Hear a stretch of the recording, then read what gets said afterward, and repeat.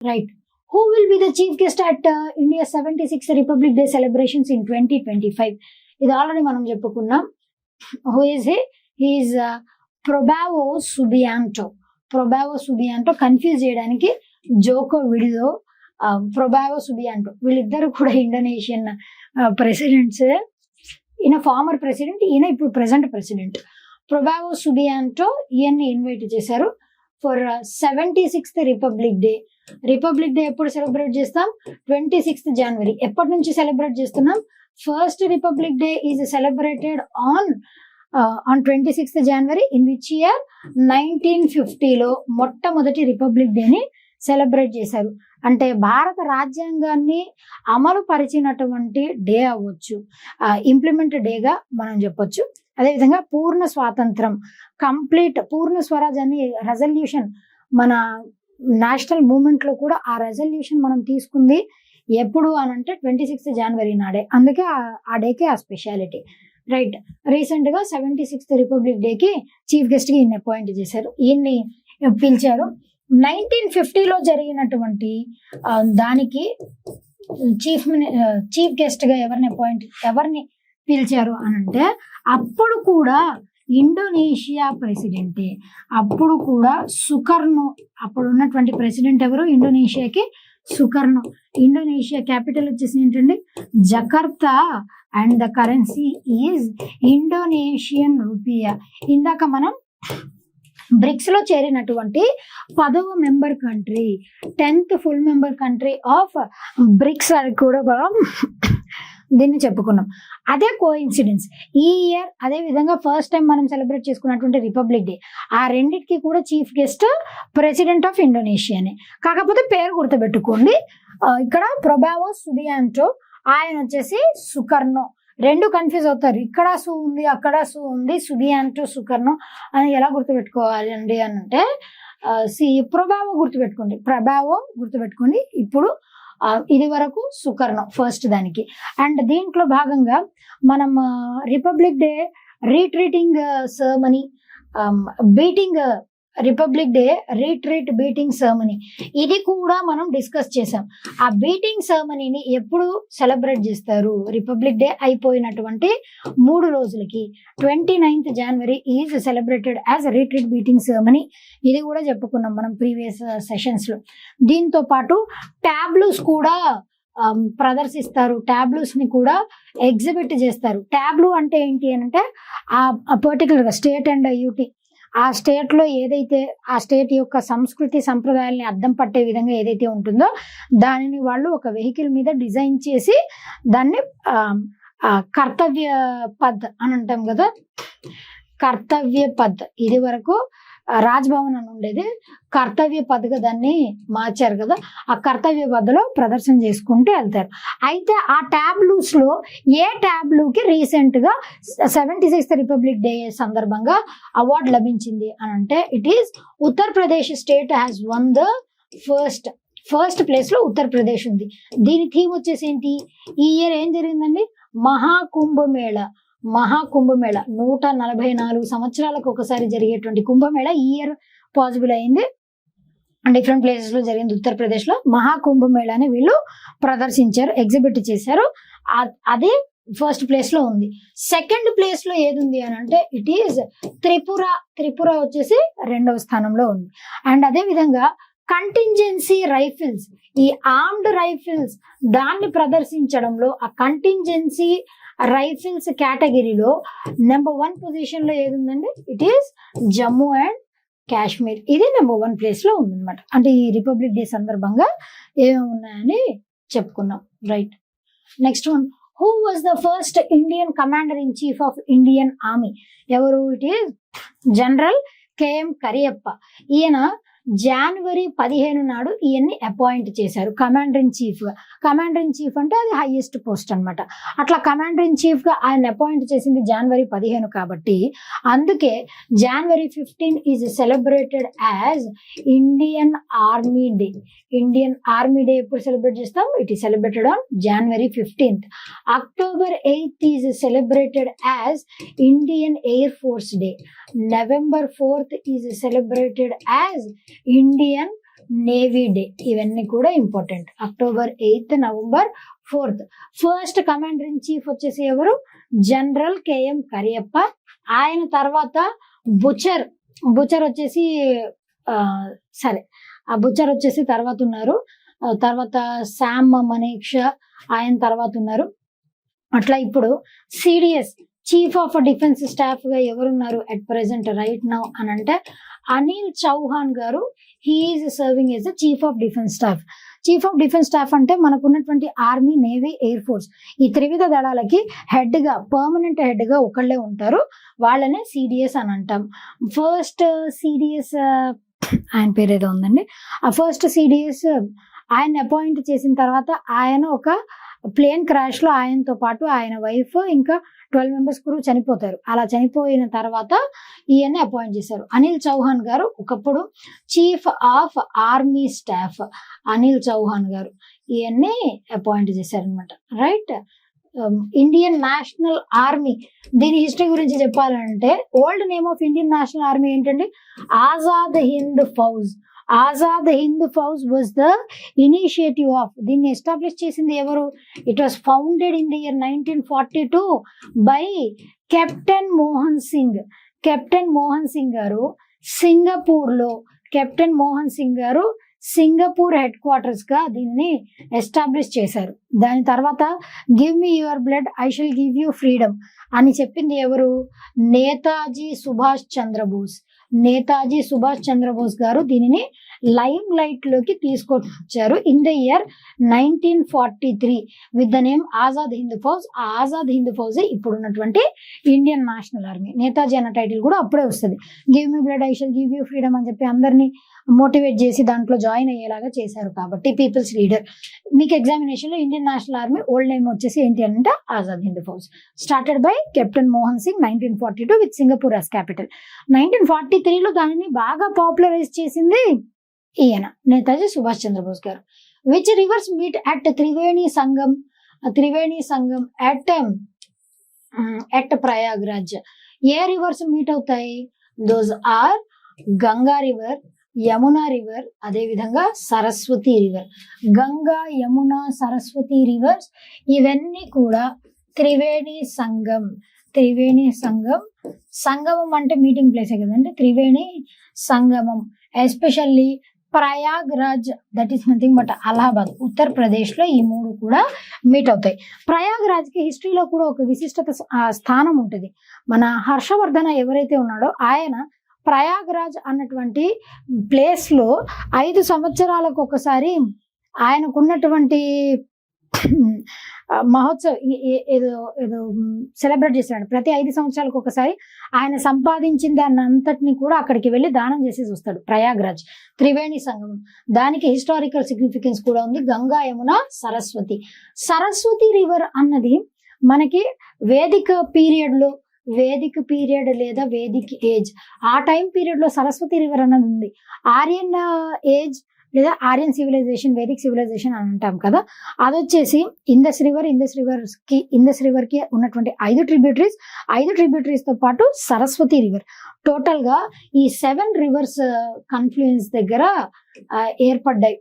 7 నది తీరాల దగ్గర ఆర్యన్ ఏజ్ అన్నది ఏర్పడింది.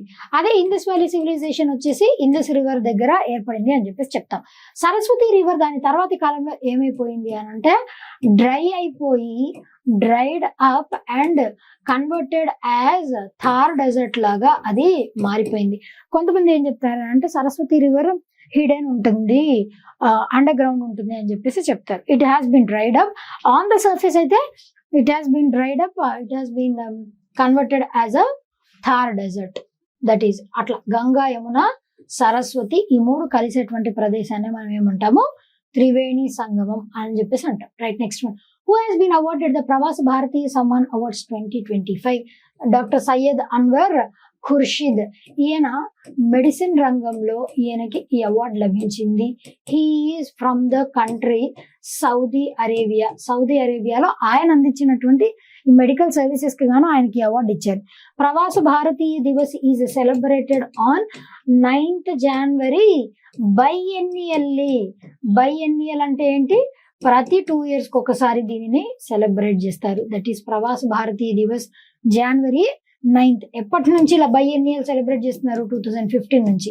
January 9th for the first time 2003లో ప్రవాస భారతీయ దివస్ ని సెలబ్రేట్ చేశారు. అప్పటి నుంచి ప్రతి సంవత్సరం సెలబ్రేట్ చేసేవారు. వేర్ యాజ్ 2015 నుంచి వచ్చేసి బైఎన్నియల్ దీన్ని సెలబ్రేట్ చేస్తున్నారు. కాబట్టి సర్ సయ్యద్ అన్వర్ ఖురేషి వీళ్ళల్లో ఈ పేరు గుర్తుపెట్టుకోవాలని అంటే కష్టమే. ఎందుకంటే చాలా మెంబర్స్ కి సమ్ మోర్ దెన్ 20+ మెంబర్స్ కి ఈ అవార్డ్స్ ఇచ్చారు ప్రవాస భారతీయ దివస్. అంటే ఎన్ఆర్ఐసి ఎవరైతే భారతీయులు డిఫరెంట్ ప్లేస్ లో ఉన్నారో, ఇండియన్ డయాస్పోరా అంటే డిఫరెంట్ కంట్రీస్ లో ఉన్నటువంటి వాళ్ళు వివిధ రంగాల్లో అందించేటువంటి సర్వీసెస్ దాన్ని గుర్తించి 2 సంవత్సరాలకు ఒకసారి దీనిని ఏర్పాటు చేసి ఆ రోజు వాళ్ళని పిలిపించి అవార్డ్స్ ఇస్తూ ఉంటారు. దాంట్లో చాలా మందికి అవార్డ్స్ లభించాయి. ఇవన్నీ గుర్తుపెట్టుకోవడం కొంచెం కష్టమే అవుతుంది. కాకపోతే ప్రవాస భారతీయ సమ్మన్ గురించి మాత్రం గుర్తుపెట్టుకోండి. ఇది మనం ఆల్రెడీ చెప్పాం. మన January 9th 1915 అప్పుడు మన మహాత్మా గాంధీ గారు సౌత్ ఆఫ్రికా నుంచి భారతదేశానికి తిరిగి వచ్చినటువంటి డేనే మనం ప్రవాస భారతీయ దివస్ లేదా ఎన్ఆర్ఐ డేగా సెలబ్రేట్ చేస్తాం అని ఆల్రెడీ నేను చెప్పాను. కాబట్టి ఒకవేళ మర్చిపోయి ఉండొచ్చు, తప్పు లేదు. కాకపోతే గుర్తుపెట్టుకోవడానికి ట్రై చేయండి. Right, next one. Which Indian organization partnered with Microsoft to drive AI adoption and development in India? What is that? India AI. మన భారతదేశపు కంపెనీ అయినటువంటి ఇండియా ఏఐతో మైక్రోసాఫ్ట్ వాళ్ళు కొలాబ్ అయ్యి 5 లక్షల మంది దీంట్లో స్టూడెంట్స్ రావచ్చు, విడోస్ ఉండొచ్చు, సింగిల్ విమెన్ అవ్వచ్చు, మహిళలు అవ్వచ్చు, వీళ్ళందరినీ కూడా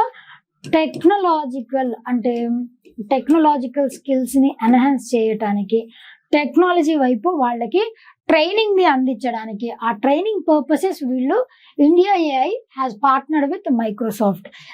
ఏది ఎవరితో, ఏ సంస్థతో పార్ట్నర్ అయింది, ఇది కూడా కొంచెం డిఫికల్టే. కాకపోతే ఆ అంశం గురించి మనం చదివినప్పుడు అలా గుర్తుపెట్టుకోవడానికి పాసిబిలిటీ ఉంది. ఏదో బట్టి కొట్టామనంటే అది వర్కౌట్ అవ్వదండి. బట్టి కొట్టకుండా ఆ కాన్సెప్ట్ చదువుకోండి, అప్పుడు గుర్తుంటుంది. ఆర్టిఫిషియల్ ఇంటెలిజెన్స్, ఇది గుర్తుపెట్టుకోవడం పెద్ద కష్టమా అండి? ఆర్టిఫిషియల్ ఇంటెలిజెన్స్ లోనే, కాకపోతే మీకు ఎగ్జామినేషన్ లో ఇది ఆప్షన్ గా ఇవ్వరు. ఏ సంస్థతో, ఇందాక మనం చెప్పుకున్నాం కదా, IBM, మైక్రోసాఫ్ట్, గూగుల్, ఇట్లా టెస్లానా, ఏ సంస్థతో కొలాబ్ అయింది, ఆప్షన్స్ లో అది ఉంటుంది. ఇండియా ఏఐ చాలా ఈజీ కదా, మనం ఆన్సర్ పెట్టచ్చు. కాబట్టి అది right. Next one. Which of the following statements regarding one nation one subscription scheme are correct? Objective of ONOS scheme is to obtain licenses for e-journal. Licences obtain చేయడం కాదండి, ఖచ్చితంగా కాదు. ఈ స్కీమ్ 2024లో దీన్ని లాంచ్ చేశారు. ఈ స్కీమ్ యొక్క main motto ఏంటి అని అంటే, ఈ జర్నల్స్, ఎలక్ట్రానిక్ జర్నల్స్ అంటే ఇప్పుడు మన భారతదేశంలో డిఫరెంట్ రీసెర్చ్ యూనివర్సిటీస్ నుంచి, పెద్ద సంస్థల నుంచి, మన భారతదేశంలో ఉన్నటువంటి పెద్ద సంస్థలు, అదేవిధంగా ఇంటర్నేషనల్ లెవెల్లో ఉన్నటువంటి పెద్ద సంస్థలు కూడా, ఈ సంస్థలన్నిటి నుంచి రీసెర్చ్ చేసినటువంటి వాళ్ళు ఉంటారు. ఇప్పుడు కొంతమంది ఏమంటారు, కొబ్బరి నూనె మంచిది, మనం ఎంటీ స్టమక్ మీద కొబ్బరి నూనె తాగితే, లేదంటే మన వెయిట్ రిడక్షన్ కి పనికి వస్తుంది అని కొంతమంది చెప్తారు. కొన్ని రీసెర్చెస్ ఏం చెప్తాయి, అవి తప్పని చెప్తాయి. ఇప్పుడు మనం ఇది వినాలా, మంతెన సత్యనారాయణ వినాలా, ఈ కృష్ణమూర్తి వినాలా, ఇప్పుడు ఏది కరెక్ట్ ఏది తప్పు, అలా మనకు ఒక అవగాహన రావాలి అని అంటే మెజారిటీ సోర్సెస్ ఏం చెప్తున్నాయి, అట్లా అది ఎప్పుడు తెలుస్తుంది మనకి? రీసెర్చ్ పేపర్స్, ఎవరైతే రీసెర్చ్ చేసి పేపర్స్ ని రిలీజ్ చేస్తారు కదా, అవి బేసిక్లీ బయట పబ్లిక్ యూసేజ్ కి అంత ఈజీగా దొరకవు. మనకేదో వెబ్సైట్ లో ఎవరో లీక్ చేసి పెట్టినటువంటి ఉంటాయి, కానీ ప్రాపర్ గా ఒక సంస్థ వాళ్ళు రిలీజ్ చేసినటువంటి ఆర్టికల్స్, పేపర్స్ దొరకడం అనేది చాలా గొప్ప. వాటన్నిటిని కూడా అలాంటి ఈ జర్నల్స్ డేటాబేస్, వాళ్ళు రీసెర్చ్ చేసినటువంటి పేపర్స్, వాటి రెపాజిటరీ లాగా ఇది పనిచేస్తుంది. అంటే అందరికీ యాక్సెస్ లభిస్తుంది, కానీ లైసెన్సెస్ మాత్రం ఇవ్వదు అనమాట. యాక్సెస్ టు ONOS ఇది కరెక్ట్. ఇన్ఫ్లిప్ నెట్ అంటే ఏంటి అని అంటే, information and library network, that is I think infrastructure information library network. ఇది ఒక UGC centre, university grants commission అంటాం కదా, ఆ UGC centre, one of the UGC centre ఇది, వీళ్ళు మేనేజ్ చేస్తారు, యాక్సెస్ ఉంటుంది. అనుసంధాన్ నేషనల్ రీసెర్చ్ ఫౌండేషన్ వాళ్ళు will be responsible for funding. దీనికి ఫండింగ్ 2024లో లాంచ్ చేశారని చెప్పాం కదా, ఆ 3 సంవత్సరాలకి గాను ఎన్ని కోట్లు అవుతాయి అని అంచనా వేశారు అని అంటే 6,000 కోట్ల రూపాయలు అవ్వచ్చు. ఇప్పుడు ఎవరైనా వాళ్ళు చేసినటువంటి రీసెర్చ్ దాన్ని ఫ్రీగా ఊరికే ఎందుకు ఇస్తారండి? వాళ్ళు ఎంతో కష్టపడి చేసి ఉంటారు కదా రీసెర్చ్ అన్నది.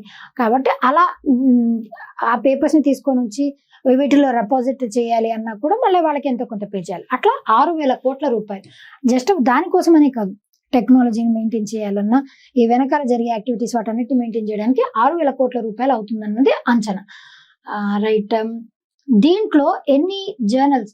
13,000 జర్నల్స్ ఫ్రమ్ 30 లీడింగ్ పబ్లిషర్స్. దీంట్లో ఆక్స్ఫర్డ్ యూనివర్సిటీ, కేంబ్రిడ్జ్ యూనివర్సిటీ, అంటే ఇంటర్నేషనల్ లెవెల్లో యూనివర్సిటీస్ నుంచి అయితే పేపర్స్ తీసుకుంటారు. That is fine. ఇది కూడా correct one. Right. The department of higher education will provide unified portal, ఒక పోర్టల్ని లాంచ్ చేస్తారు, and conduct IEC campaigns to raise awareness, ONOS గురించి అవేర్నెస్ క్రియేట్ చేయడానికి. లైసెన్సెస్ ని గ్రాంట్ చేయదండి, కాకపోతే జస్ట్ దాని ద్వారా మనకి యాక్సెస్ ని కల్పిస్తుంది, మనం చదువుకోవటానికి యాక్సెస్ లభిస్తుంది. ఇప్పుడు ఫస్ట్ వన్ తప్ప 2, 3, 4, 5 are correct. Right. Next one. Who won the men's 10-meter air pistol finals in 67th National Shooting Championships 2024? ఎవరు గెలుచుకున్నారు? వరుణ్ తోమర్ గారు గోల్డ్ మెడల్ గెలిచారు. 10 meters air pistol events, rifle వేరు, పిస్టల్ వేరు, ఇవి డిఫరెంట్. ఆ shooting championships, national shooting championships ఎక్కడ conduct చేశారు అని అంటే those were conducted at New Delhi. దాంట్లో ఈయన గోల్డెన్ గెలిచారు. అదే విధంగా ప్రద్యుమ్న్ వచ్చేసి సిల్వర్ గెలిచారు, సిల్వర్ మెడల్ ప్రద్యుమ్న్కి వచ్చింది. ఆకాష్ భరద్వాజ్కి బ్రాంజ్ మెడల్ లభించింది. ఆకాష్ భరద్వాజ్ బ్రాంజ్ మెడల్ లభించింది. And 67th national shooting championships conducted at New Delhi. Right. What is the name of the French Navy's nuclear powered aircraft carrier that visited Goa in January 2025 to participate in the 42nd Varuna exercise? Is a naval exercise between India and France.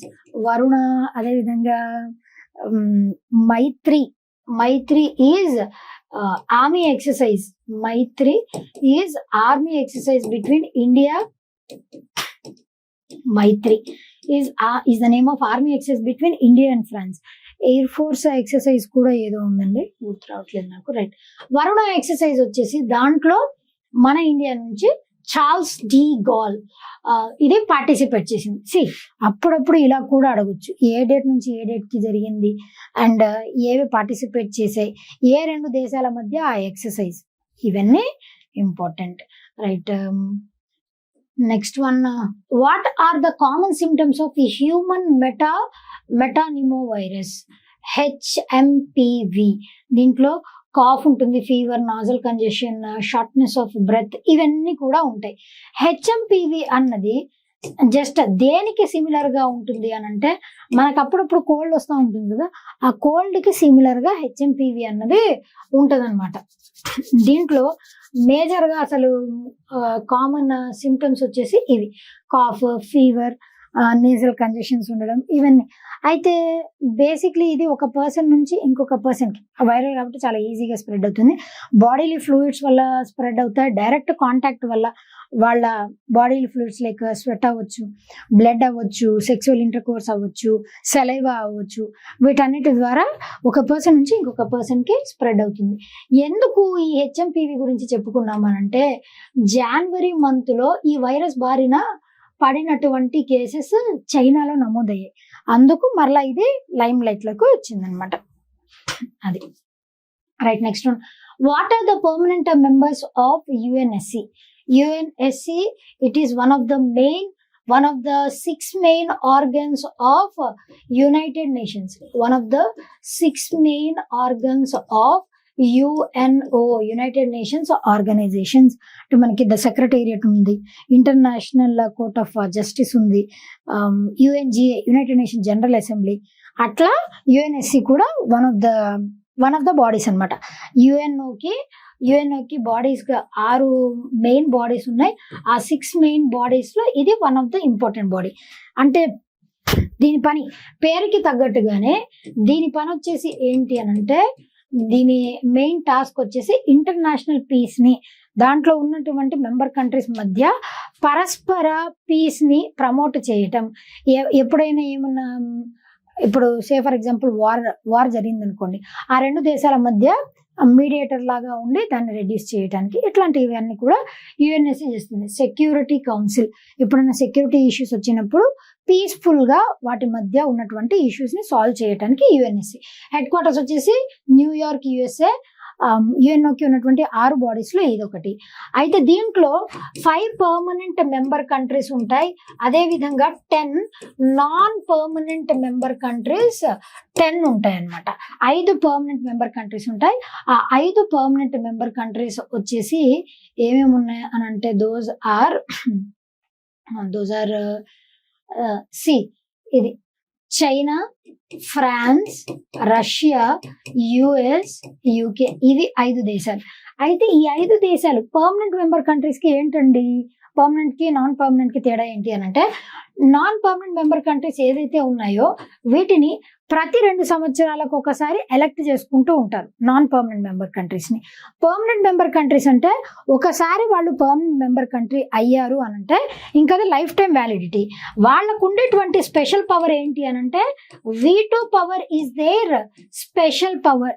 Veto power అన్నది their special power. అంటే ఇప్పుడు ఏదైనా ఒక కొత్త initiative తీసుకొని వచ్చారు, ఈ 5 దేశాలలో ఏ ఒక్క దేశమైనా ఇప్పుడు ఆ ఇనిషియేటివ్ వద్దు, మాకు నచ్చలేదు అని ఏదర్ చైనా అన్నా, ఫ్రాన్స్ అన్నా, రష్యా అన్నా, యుఎస్ అన్నా, యూకే అన్నా, ఏ ఒక్క దేశం అబ్జెక్షన్ పెట్టినా కూడా అది క్యాన్సిల్ అయిపోతుంది అనమాట. That is veto power. అది ఇక్కడ పర్మనెంట్ మెంబర్ కంట్రీస్ కి ఉండేటువంటి ప్లస్ ఏంటి అని అంటే, వాళ్ళకి వీటో పవర్ ఉంటుంది.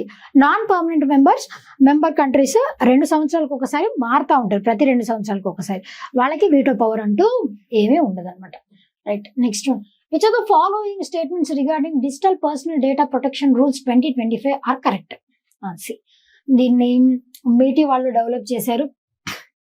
Under this act, under data protection act 2023, this is correct. 23 + 24 ఇచ్చింటే తప్పై ఉండేది, అది కరెక్టే. దీని మెయిన్ ఎయిమ్ వచ్చేసి ఏంటి అని అంటే, పర్సనల్ డేటాని, డిజిటల్ పర్సనల్ డేటాని ప్రొటెక్ట్ చేయటం, అదేవిధంగా establishing clear regulation for it's processing, ఇది కూడా correct. Provide guide lines for data protection but do not address data storage and transfer concerns, ఇది కాదు. డేటా స్టోరేజ్ కూడా, డేటా స్టోరేజ్ అదేవిధంగా ఎక్కడి నుంచి ఎక్కడికి ట్రాన్స్ఫర్ అవుతుంది, ఈ కన్సర్న్స్ అన్ని కూడా వెరిఫై చేస్తుంది, ఇది కాదు అని ఇచ్చారు. This is also correct.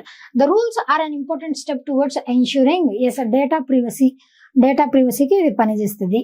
కాబట్టి కరెక్ట్ ఆన్సర్స్ ఏంటి, 1, 2 and 4, ఇది correct answer. Right, next one. In which state has India's first glass bridge been inaugurated? అదొచ్చేసి ఎక్కడండి, it was at Kanyakumari, Tamil Nadu. ఇది గ్లాస్ బ్రిడ్జ్ 77 సెంటీమీటర్స్ లాంగ్ ఉంటుంది, కొన్ని సెంటీమీటర్స్ 10 సెంటీమీటర్స్ విడ్త్ ఏమో ఉంటుంది. అయితే రీసెంట్ గా ఇంకొక బ్రిడ్జ్ ని కూడా ఈ రామేశ్వరం అన్నటువంటి ప్లేస్ లోనే మన నరేంద్ర మోడీ గారు ఇనాగ్రేట్ చేశారు, అది చెప్పుకున్నాం. అది వర్టికల్ లిఫ్ట్ ఓవర్ బ్రిడ్జ్.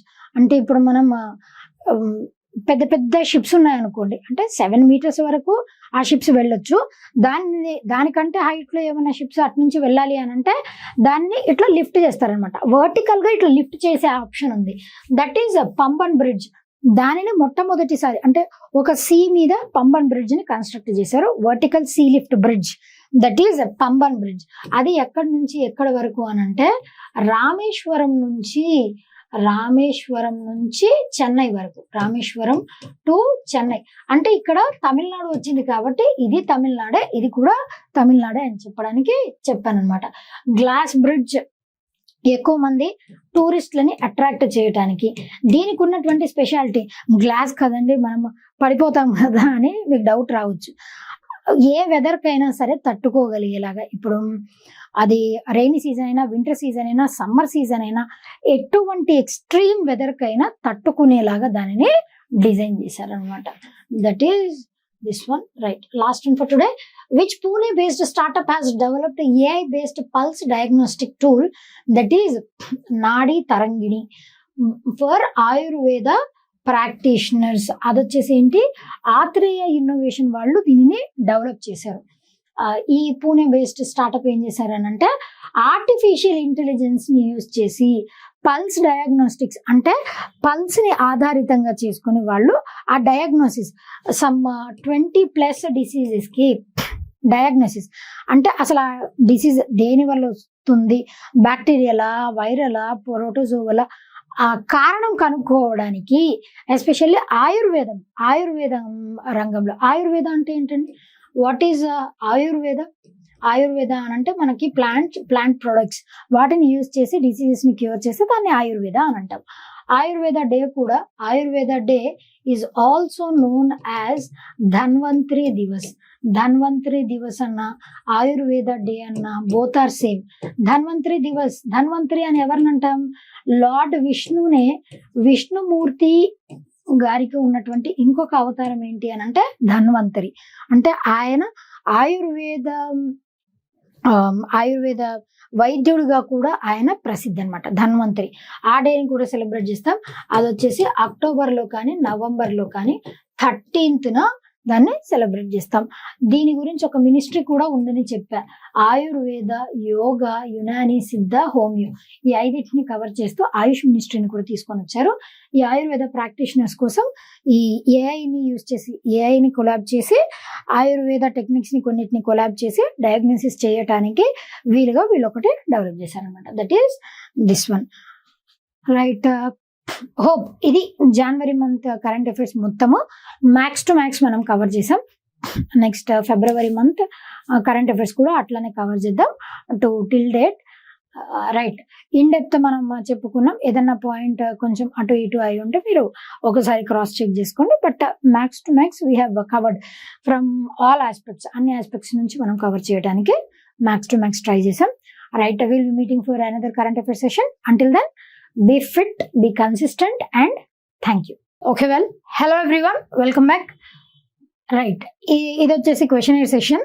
మనం already Jan month current affairs గురించి ఫేజ్ వైజ్ మనం ఎక్స్ప్లెయిన్ చేసుకుంటూ వస్తున్నాం. ఇవాళ ఈ జనవరి మంత్ కరెంట్ అఫైర్స్ కంప్లీట్ గా వైండ్ అప్ చేసేద్దాం. 31 నుంచి 50 క్వశ్చన్స్ ఉన్నాయి. ఈ 20 క్వశ్చన్స్ డీల్ చేస్తే Jan month current affairs session అన్నది కంప్లీట్ అయిపోతుంది. క్వశ్చనరీ సెషన్ మాక్సిమం మనం మ్యాక్స్ టు మ్యాక్స్ జాన్ లో జరిగినటువంటి కరెంట్ అఫైర్స్ అన్ని కూడా మనం కవర్ చేసినట్లే అవుతుంది. Right, see the first one. Which of the following statements regarding the BBBP అంటే ఏంటి అని అంటే బేటీ బచావ్ బేటీ పఢావ్ స్కీమ్. ఆ స్కీమ్ గురించి ఏవి కరెక్ట్ అని అడుగుతున్నారు. ఫస్ట్ ఇప్పుడు మీకు నేను అసలు ఈ స్కీమ్ వచ్చేసి ఏంటి, బేటీ బచావ్ బేటీ పఢావ్, బేటీ బచావ్ బేటీ పఢావ్ స్కీమ్ వచ్చేసి దీన్ని ఎప్పుడు లాంచ్ చేశారంటే it was launched on 22nd January 2015. Place కూడా గుర్తుపెట్టుకోండి, ఎందుకనంటే ఆ ప్లేస్ కి హిస్టారికల్ సిగ్నిఫికెన్స్ కూడా ఉంది కాబట్టి వెరీ ఇంపార్టెంట్. ఎక్కడ జరిగింది, ఎక్కడ దీన్ని లాంచ్ చేశారు అని అంటే పానిపట్. పానిపట్ ఎక్కడ ఉంటుందండి? హర్యానాలో ఉంది. First battle of Panipat, second battle of Panipat, third battle of Panipat అని చెప్పేసి 3 యుద్ధాలు జరుగుతాయి, బ్యాటిల్స్ ఆఫ్ పానిపట్స్. రైట్, ఇట్లా బ్యాటిల్స్ ఆఫ్ పానిపట్ హర్యానా, పానిపట్లోనే దీన్ని లాంచ్ చేశారు. ఎవరు లాంచ్ చేశారు అనంటే by our prime minister Narendra Modi గారు లాంచ్ చేశారు. అయితే దీని మెయిన్ మోటో ఏంటి, బేటీ బచావ్ బేటీ పఢావ్ స్కీమ్ ని ఇంప్లిమెంట్ చేసేటువంటి మినిస్ట్రీస్ ఏంటి అనంటే మినిస్ట్రీ ఆఫ్ ఎడ్యుకేషన్ వాళ్ళు, అదేవిధంగా ministry of women and child development వాళ్ళు, అదేవిధంగా ministry of health and family welfare. ఈ 3 మినిస్ట్రీస్ దీంట్లో ఇన్వాల్వ్ అయ్యి దీన్ని ఇంప్లిమెంట్ చేస్తాయి. 3 మినిస్ట్రీస్. జనరల్ గా ఒక స్కీమ్ని ఇంప్లిమెంట్ చేయటానికి ఒక మినిస్ట్రీ ఉంటుంది. ఆ మినిస్ట్రీ గుర్తుపెట్టుకుంటే సరిపోతుంది. బట్ ఇక్కడ ఈ బీబీపీ స్కీమ్ ఏదైతే ఉందో ఇది కొంచెం స్పెషల్. ఎందుకు అనంటే ఇక్కడ కేవలం వాళ్ళ న్యూట్రిషనల్ స్టేటస్ గురించి మాత్రమే కాకుండా ఇంకా వాళ్ళ ఎడ్యుకేషన్ గురించి మిగతా వాటన్నిటి గురించి ఫోకస్ చేస్తారు. కాబట్టి ఆ ఏరియాస్ అన్నిటినీ కవర్ చేస్తూ ఈ 3 మినిస్ట్రీస్ సహాయంతో దీన్ని ఇంప్లిమెంట్ చేస్తారనమాట. ఎప్పుడు చేశారో ఏ మినిస్ట్రీస్ దీన్ని ఇంప్లిమెంట్ చేస్తాయి. అండ్ దీని మెయిన్ మోటో వచ్చేసి ఏంటి అనంటే గర్ల్స్ యొక్క sex ratio, girl child sex రేషియోని పెంపొందించాలి. సెక్స్ రేషియో అంటే ఏంటి అనంటే 1000 మంది అబ్బాయిలకి 1000 మంది మేల్కి ఎంతమంది ఫీమేల్ ఉన్నారు దాన్నే ఏమంటారంటే సెక్స్ రేషియో అని అంటాం. ఇక్కడ అమ్మాయిల రేషియో, సెక్స్ రేషియో ఏదైతే ఉందో అది అబ్బాయిల కంటే తక్కువగా ఉంది. అలా 1000 మంది అబ్బాయిలకి 1000 మంది అమ్మాయిలు లేకపోవడం వల్ల సమ్ 940 950 అట్లా ఉండడం వల్ల దానిని ఇంక్రీజ్ చేసేందుకు కాను అది వన్ థింగ్. ఇంకొకటి వాళ్ళ న్యూట్రిషనల్ స్టేటస్ని పెంచడం, adolescent girls, pregnant women and అదేవిధంగా చైల్డ్ బర్త్ ఇచ్చిన తర్వాత వాళ్ళు, అదేవిధంగా ఇది మాత్రమే కాకుండా స్కూల్ డ్రాప్ అవుట్స్ని తగ్గించాలి. అంటే ఇప్పుడు స్కూల్కి వెళ్ళేటువంటి ఆడపిల్లల సంఖ్య తగ్గిపోకుండా ఆ సంఖ్యని డ్రాప్ అవుట్స్ని తగ్గించాలి, స్కూల్కి వెళ్ళే వాళ్ళ సంఖ్య పెంచాలి. ఇది ఈ మెయిన్ మోటోస్తోనే దీన్ని ఇంట్రడ్యూస్ చేశారు. అయితే దాని గురించి మనం కరెంట్ అఫైర్స్లో కూడా చెప్పుకున్నాం. బేటీ బచావ్ బేటీ పడావ్ స్కీమ్ వచ్చేసి 10 years కంప్లీట్ చేసుకుందని చెప్పుకున్నాం. ఇంకొక స్కీమ్ కూడా ఈ ఇయర్ 10 years కంప్లీట్ చేసుకుంది. That is Mudra Yojana, micro units development and refinance agency. Mudra Yojana కూడా ఈ ఇయర్ 10 years కంప్లీట్ చేసుకుంది. ఈ స్కీమ్ కూడా ఈ ఇయర్ 10 years కంప్లీట్ చేసుకుంది. ఈ రెండు కూడా గుర్తుపెట్టుకోండి, very important. Last year 10 years ని కంప్లీట్ చేసుకున్నటువంటి ఒక స్కీమ్ పేరు చెప్పండి. That is Swachh Bharat Abhiyan. 2014లో ఇంట్రడ్యూస్ చేశారు కదా, లాస్ట్ ఇయర్ 10 years కంప్లీట్ అయిపోయింది. అది కూడా important. Right, 10th anniversary of Beti Bachao Beti Padhao. దీన్ని ఎప్పుడు ఆన్సర్ చేయగలుగుతాం మనం? 2015లో అది లాంచ్ చేశారు అని గుర్తుంటే మనం ఆన్సర్ చేస్తాం. లేదంటే 10th 11th 12th 13th అక్కడ కన్ఫ్యూజ్ అవుతాం. 10th anniversary of Beti Bachao Beti Padhao scheme marks a decade of efforts to protect, educate and empower girl child in India. ఈ ఆప్షన్ కరెక్టే కదా? రిగార్డింగ్ ఏవి కరెక్ట్ అని అడుగుతున్నా. ఫస్ట్ వన్ కరెక్టే. The celebration of 10th anniversary aligns with India's vision of Viksit Bharat, Virasat aur Viksit. Viksit అంటే ఏంటి? Development Bharat, Swarnim Bharat అని చెప్పేసి మన ఈవెన్ రిపబ్లిక్ డే సెలబ్రేషన్స్ కి కూడా ఇదే లోగోని, ఇదే మోటోని తీసుకున్నాం. వికసిత్ భారత్ అంటే ఇండియాని డెవలప్మెంట్ దిశగా తీసుకొని వెళ్తున్నాం 2047 వరకు. ఎందుకు 2047 వరకే అనుకున్నాము? మన భారతదేశానికి స్వాతంత్రం వచ్చింది ఎప్పుడంటే 1947లో. 100 సంవత్సరాలు కంప్లీట్ అయిపోతాయి కదా 2047కి. అప్పటికి ఇప్పుడు మనం ఇండియా డెవలపింగ్ నేషన్స్ అని చిన్నప్పటి నుంచి చదువుకుంటూనే ఉన్నాం. ఇంకా ఫర్దర్గా డెవలపింగ్ నేషన్ లాగే ఉండిపోకుండా ఇండియా డెవలప్డ్ నేషన్ అనిపించుకోవాలి అని చెప్పి 2047ని మనం టార్గెట్ పెట్టుకున్నాం. ఆ టార్గెట్కి అనుగుణంగానే మనం ఏఐ రంగంలో కానీ, స్పేస్లో కానీ, డిఫెన్స్లో కానీ, టెక్నాలజీలో కానీ, ఇట్లా హెల్త్ కేర్ రంగంలో కానీ, ఇట్లా అన్ని రంగాల్లో, ఎడ్యుకేషన్, అన్ని రంగాల్లో డెవలప్మెంట్ సాధించడానికి 2047 ఒక డెడ్ లైన్గా పెట్టుకున్నాం. దాంట్లో ఇది కూడా వన్ ఆఫ్ ద థింగ్సే. Right, next one, the shift from women's development to women led development is a priority. Women's development, మహిళల బాగు కోసం, వాళ్ళ అభివృద్ధి కోసం పాటుపడడం నుంచి మహిళలు ముందుండి నడిపించేటువంటి ప్రగతి, అది విమెన్ లెడ్ డెవలప్మెంట్. ఒకప్పుడు సమ్ 5-6 decades వెనక్కి వెళ్ళామనుకోండి, అమ్మాయిలు వంటగదికే పరిమితం లేదు అని అంటే సమ్ ప్యూబర్టీ వచ్చిన తర్వాత వాళ్ళకి పెళ్లి చేయటం అంతవరకు మాత్రమే ఉండేది. తర్వాత నుంచి అది మారుతూ వచ్చింది. ఏ విధంగా అంటే వాళ్ళకి చదువును అందించడం, అదేవిధంగా వాళ్ళకి చదువు చెప్పడం మాత్రమే కాకుండా వాళ్ళకి జాబ్స్లో వాళ్ళకు ఒక ప్లేస్ని కల్పించడం, వాళ్ళు డిఫరెంట్ రంగాల్లో రాణించడం, ఇవన్నీ కూడా జరుగుతూ వస్తున్నాయి కదా. ఆ విధంగా మహిళలు అక్కడతో ఆగిపోకుండా వాళ్ళ వృద్ధి కోసం పాటుపడడం నుంచి వాళ్ళే ముందుండి వృద్ధిని నడిపించేదాకా తీసుకొని వెళ్ళడం, అది ప్రధాన లక్ష్యం. ఎస్, అది during India's G20 presidency and continued by ఇప్పుడు G20కి అధ్యక్షత బ్రెజిల్స్ G20 ప్రెసిడెన్సీ, దీనితో కూడా ఇదే సేమ్ అన్నది కంటిన్యూ అవుతుంది. కాబట్టి this is also true. Beti Bachao Beti Padhao scheme is solely focused on educating the girl child in India. నో, సోల్లీ దానికోసమేనా అండి? ఎడ్యుకేషన్ కోసమేనా? నో. గర్ల్స్ యొక్క సెక్స్ రేషియో ఇంక్రీజ్ చేయటానికి, డ్రాప్ అవుట్స్ని తగ్గించడానికి, ఎడ్యుకేషన్ రైట్, వాళ్ళ సెక్స్ రేషియోని కూడా పెంపొందించడానికి, న్యూట్రిషనల్ స్టేటస్ని కూడా పెంపొందించడానికి. అంటే బేటీ బచావ్ బేటీ పడావ్ ఎందుకు ఆ పేరు పెట్టుకున్నామనంటే, ఇనిషియల్ అంటే ఇది వరకు ముందు డేస్లో ఎవరైనా కన్సీవ్ అయ్యారు, ప్రెగ్నెంట్ అయ్యారు అని తెలియగానే ఫస్ట్ స్కాన్ తీసి అమ్మాయి అనుకోండి, రైట్, ఫిటస్ తీపిచ్చేసేవాళ్ళు. అలా కాకుండా ఇప్పుడు అలాంటి ఆ మరణాలని తగ్గించడం అండ్ వాళ్ళ సెక్స్ రేషియోని పెంచడం, అది మెయిన్ టార్గెట్. కాబట్టి ఇది సోల్లీ అన్నది రాంగ్. కరెక్ట్ ఆన్సర్ ఏంటండి? 1, 2, 3, ఈ 3 correct. Right, next one. Which are the following statements regarding Bharatpol portal and its objectives are correct? ఏది కరెక్ట్? భారత్ పోల్ పోర్టల్ అన్నది ఇట్ హ్యాస్ బీన్, అంటే భారత పోలీస్ ఇంటర్పోల్ లాగా మనకి ఇంటర్నేషనల్ పోలీస్ అని చెప్పి ఇంటర్పోల్ అని ఉంది. ఇంటర్పోల్ ఉంది కదండి, చాలా సినిమాల్లో చూసే ఉంటారు, వినే ఉంటారు. ఈవెన్ బిల్లా మూవీలో కూడా మన హీరోని పట్టుకోవడానికి ఇంటర్పోల్ వాళ్ళు వెనకాల పడుతూ ఉంటారు. దట్ ఈస్ ఇంటర్పోల్, అంటే ఇంటర్నేషనల్ పోలీస్ అని అర్థం. దీని హెడ్ క్వార్టర్స్ వచ్చేసి ఎక్కడ ఉన్నాయండి? Those are situated at Lyon, France. ఇవి లియోన్, ఫ్రాన్స్ లో ఉంది. ఆ ఇంటర్పోల్ లాగానే ఇంటర్నేషనల్ పోలీస్ ఏ విధంగా అయితే ప్రపంచ దేశాల్లో, అంటే దీంట్లో మెంబర్ కంట్రీస్ గా ఉన్నటువంటి దేశాల్లో టెర్రరిస్ట్ యాక్టివిటీస్ కానీ, డ్రగ్ ట్రాఫికింగ్ కానీ, హ్యూమన్ ట్రాఫికింగ్ కానీ, ఇలాంటి యాక్టివిటీస్ కి ఎవరైనా పాల్పడితే వాటి గురించి వాళ్ళు దగ్గరుండి, అంటే ఒక దేశానికి థ్రెట్ లాగా ఉంటే వాటి గురించి వాళ్ళు వెనకాల పడిమారి వాళ్ళని పట్టుకుంటారు అనమాట. రైట్, అలాగే మన భారతదేశం కూడా on same lines Bharatpol అన్నటువంటి దాన్ని ఇంట్రడ్యూస్ చేసింది. Bharatpol was has been developed by Central Bureau of Investigation. This is true. CBI to enhance the efficiency of Indian investigation.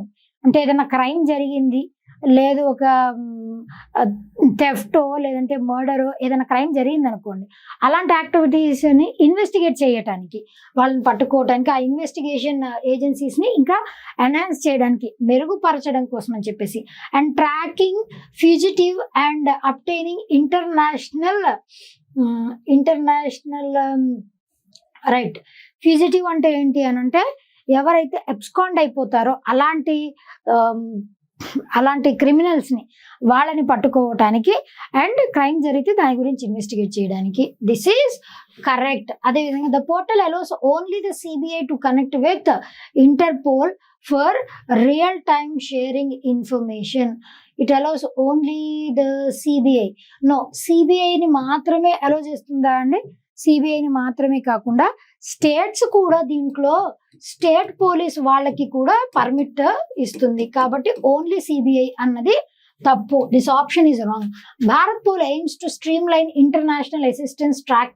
Right, international level assistance. The portal will primarily focus on processing red notices. అంటే red notice అంటే ఏంటి? ఇప్పుడు ఏదైనా మరీ peaks లెవెల్లో ఏదైనా ఒక incident జరిగింది అనుకోండి, దాని గురించి రెడ్ నోటీస్ ఇస్తారు. ఇప్పుడు అలా చేసినటువంటి వ్యక్తి ఎక్కడన్నా కనిపిస్తే షూటెడ్ సైట్ ఆర్డర్స్ ఇవ్వడం, అలాంటివి అనమాట.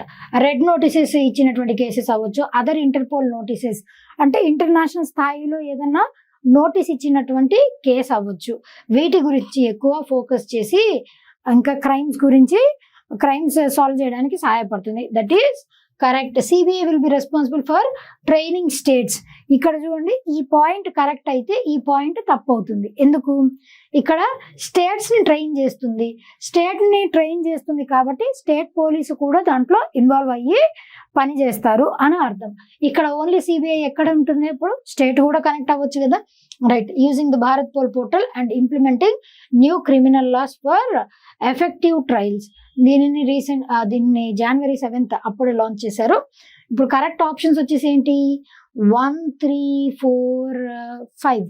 ఫస్ట్ వన్ ఇది correct answer, right. Next one, which country has officially become the 10th full member of BRICS in January 2025? ఏ దేశం నుండి? It is Indonesia. Capital city ఏంటి ఇండోనేషియాది? It is Jakarta and the currency is Indonesian rupiah. Capital city వచ్చేసి Jakarta and the currency is Indonesian rupiah. Already BRICS అంటే Brazil, Russia. BRICS stands for what? Brazil, Russia, India, China. మరియు initially BRIC అని మాత్రమే ఉండేది. దాని తర్వాత south Africa ఎప్పుడైతే 2010లో join అయిందో, అట్లా 2010లో జాయిన్ అయిన తర్వాత ఇది బ్రిక్స్ అయిపోయింది అనమాట. మొట్టమొదటి బ్రిక్స్ సమ్మిట్ ఎక్కడ జరిగింది అని అంటే 2009లో ఎకుతెరిన్బర్గ్ లో జరిగింది. ఆ ఎకుతెరిన్బర్గ్ ఎక్కడుంది? రష్యాలో ఉంది. మొట్టమొదటి సమ్మిట్ ఎక్కడ జరిగింది? First BRICS summit was held at Yekaterinburg, Russia in the year 2009. Brazil, Russia, India, China, South Africa, these 5 are initial member countries. దాని తర్వాత ఇరాన్ అన్నటువంటి దేశం దాంట్లో జాయిన్ అయింది. యుఏఈ అన్నటువంటి దేశం దాంట్లో జాయిన్ అయింది. అదేవిధంగా ఇండోనేషియా కాకుండా ఇంకొక కంట్రీ కూడా ఉందండి. Iran, UAE, some other country. Indonesia ఇంకొక కంట్రీ కూడా ఉంది. అదేవిధంగా Saudi Arabia, right. Saudi Arabia at to join, ఇంకా కన్ఫర్మ్ అవ్వలేదు. అర్జెంటీనా అన్నది జాయిన్ అవ్వాలి అనుకుంది కానీ వెనక్కి తగ్గింది. ఇప్పుడు అర్జెంటీనా దీంట్లో మెంబర్ కంట్రీ కాదు. వేరాజ్ దీనికోసం ఈ బ్రిక్స్ కోసం బ్రిక్ టోటల్ ఇది 10th మెంబర్ కంట్రీ అన్నాం కదా. ఇరాన్, యుఏఈ, ఇంకా 2 దేశాలు ఉన్నాయండి, రైట్. ఈ 5 దేశాలు 6, 7, 8 ఇంకో 2 దేశాలు ఉన్నాయి, ఒకసారి చూసుకోండి.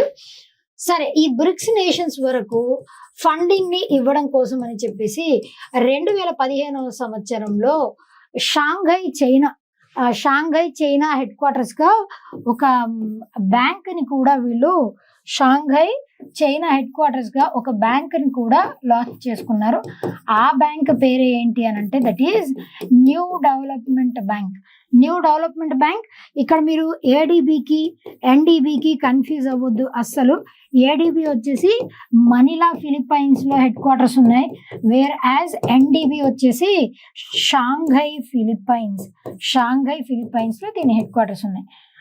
Shanghai China, my bad, Shanghai చైనాలో దీని హెడ్ క్వార్టర్స్ ఉన్నాయి. అంటే బ్రిక్స్ నేషన్స్ వరకు దాంట్లో ఉన్నటువంటి మెంబర్ కంట్రీస్ వాటి కోసం ఫండ్ ని గ్రాంట్ చేయడం కోసం అని చెప్పేసి బ్రిక్స్ వాళ్ళు సపరేట్ గా ఒక బ్యాంక్ ని ఇంట్రడ్యూస్ చేసుకున్నారు, లాంచ్ చేశారు.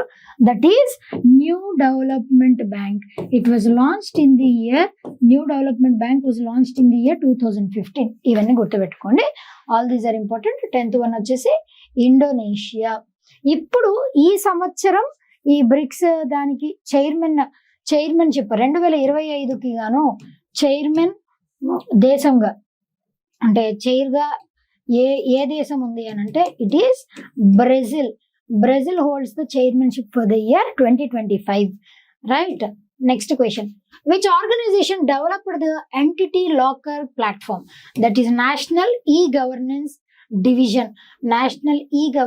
డివిజన్ వాళ్ళు ఈ ఎంటిటీ లాకర్ ప్లాట్ఫామ్ ని డెవలప్ చేశారు. And it was launched by మన union home minister Amit Shah గారు దీనిని లాంచ్ చేశారు. అయితే ఎంటిటీ లాకర్ అన్నది ఏంటి అని అంటే మనకి ఇండియాలో డిజీ లాకర్ అని ఉంది కదండి. డిజీ లాకర్ అంటే ఏంటి? మనకు ఉన్నటువంటి ఐడి కార్డ్స్ అవ్వచ్చు, సర్టిఫికెట్స్ అవ్వచ్చు, ఇంకా వేరే పర్సనల్ ఇంపార్టెంట్ డాక్యుమెంట్స్ వాటన్నిటిని కూడా డిజిటైజ్ చేసి డిజిటల్ ఫామ్లో, అంటే మనకి ఇప్పుడు ఫిజికల్ ఫామ్లో ఉంటే ఎవరైనా చింపేయచ్చు, కాల్ చేయొచ్చు, ఎక్కడైనా పోవచ్చు, ఇలాంటివన్నీ జరుగుతాయి కదా. అలాంటివి జరిగినా కూడా మనం ఇట్లా డిజీ లాకర్ ద్వారా డిజిటైజ్ చేసి మనం స్టోర్ చేసుకున్నాం అనుకోండి, ఒకవేళ ఫిజికల్ కాపీస్ పోయినా కూడా ఇక్కడ డిజిటల్ ఫామ్ లో ఉంటాయి కాబట్టి వాటిని డౌన్లోడ్ చేసుకొని మరలా ప్రింట్ తీపించుకోవచ్చు అనమాట. ఆ ఆప్షన్ ఉంది. అట్లా డిజీ లాకర్ లాగానే ఇక్కడ ఎంటిటీ లాకర్ ప్లాట్ఫామ్ కూడా సేమ్. అంటే ఇప్పుడు గవర్నెన్స్ రంగంలో ఇంకా మెరుగైనటువంటి సేవల్ని అందించడానికి, అకౌంటబిలిటీని, రిలయబిలిటీని, దాన్ని ట్రాన్స్పరెన్సీని పెంపొందించడానికి ఈ ఎంటిటీ లాకర్ ప్లాట్ఫామ్ అన్నటువంటి దాన్ని ఇంట్రడ్యూస్ చేశారు. ఎంటిటీ లాకర్ ప్లాట్ఫామ్ ఎందుకు? గుడ్ గవర్నెన్స్ ని ప్రమోట్ చేయటానికి, గుడ్ గవర్నెన్స్ ని ప్రమోట్ చేసేందుకు. అంటే is of doing business, good governance, దానితో పాటు ఈజ్ ఆఫ్ డూయింగ్ బిజినెస్. ఒక బిజినెస్ యాక్టివిటీ చేయాలి అని అంటే మనకి ఎల్పిజి రిఫార్మ్స్ రాకముందు లిబరలైజేషన్, ప్రైవేటైజేషన్, గ్లోబలైజేషన్, ఈ రిఫార్మ్స్ రాకముందు ఎంత కష్టంగా ఉండేదో మనందరికీ తెలుసు. పివి నరసింహారావు గారు ఈ రిఫార్మ్స్ ని ఇంట్రడ్యూస్ చెయ్యక ముందు అత్యంత కష్టంగా ఉండేది. ఆ రిఫార్మ్స్ వచ్చిన తర్వాత మన భారతదేశంలో పెట్టుబడులు పెట్టాలన్నా, మన భారతదేశంలో ఏదన్నా ఒక కంపెనీలో ఇన్వెస్ట్ చేయాలన్నా, లేదా ఇక్కడే కంపెనీ పెట్టాలన్నా వేరే దేశస్తులు, ఎల్పిజి రిఫార్మ్స్ తర్వాత ప్రాసెస్ అనేది ఈజీ అయిపోయింది. ఇక్కడ కూడా మన భారతదేశంలో బిజినెస్ చేయాలి అని అంటే ఈ entity locker platform through similar DigiLocker ఏ విధంగా అయితే ఉంటుందో అదే సిమిలర్ మేనర్ లో ఉంటదన్నమాట. కాబట్టి it is equivalent to that one, entity locker. Right. Next, when did the 55th World Economic Forum annual meeting takes place in Davos, Switzerland? జనవరి 20 నుంచి 24, 2025. మీరు ఒక విషయం గుర్తుపెట్టుకోండి, ఇక్కడ వరల్డ్ ఎకనామిక్ ఫోరం దీని హెడ్ క్వార్టర్స్ వచ్చేసి ఎక్కడ ఉన్నాయనంటే those are situated at Cologny, Switzerland లో దీని హెడ్ క్వార్టర్స్ ఉన్నాయి. అయితే దీని యాన్యువల్ మీటింగ్, దీంట్లో మెంబర్ కంట్రీస్ గా ఉన్నటువంటి అన్ని కూడా యాన్యువల్ లెవెల్లో మీటింగ్ ని కండక్ట్ చేసుకుంటాయి. ఆ యాన్యువల్ లెవెల్ మీటింగ్ అన్నది ప్రతి సంవత్సరం కూడా అట్ సేమ్ ప్లేస్, ఒకటే ప్లేస్ లో జరుగుతుంది అండ్ సేమ్ మంత్ లో జరుగుతుంది.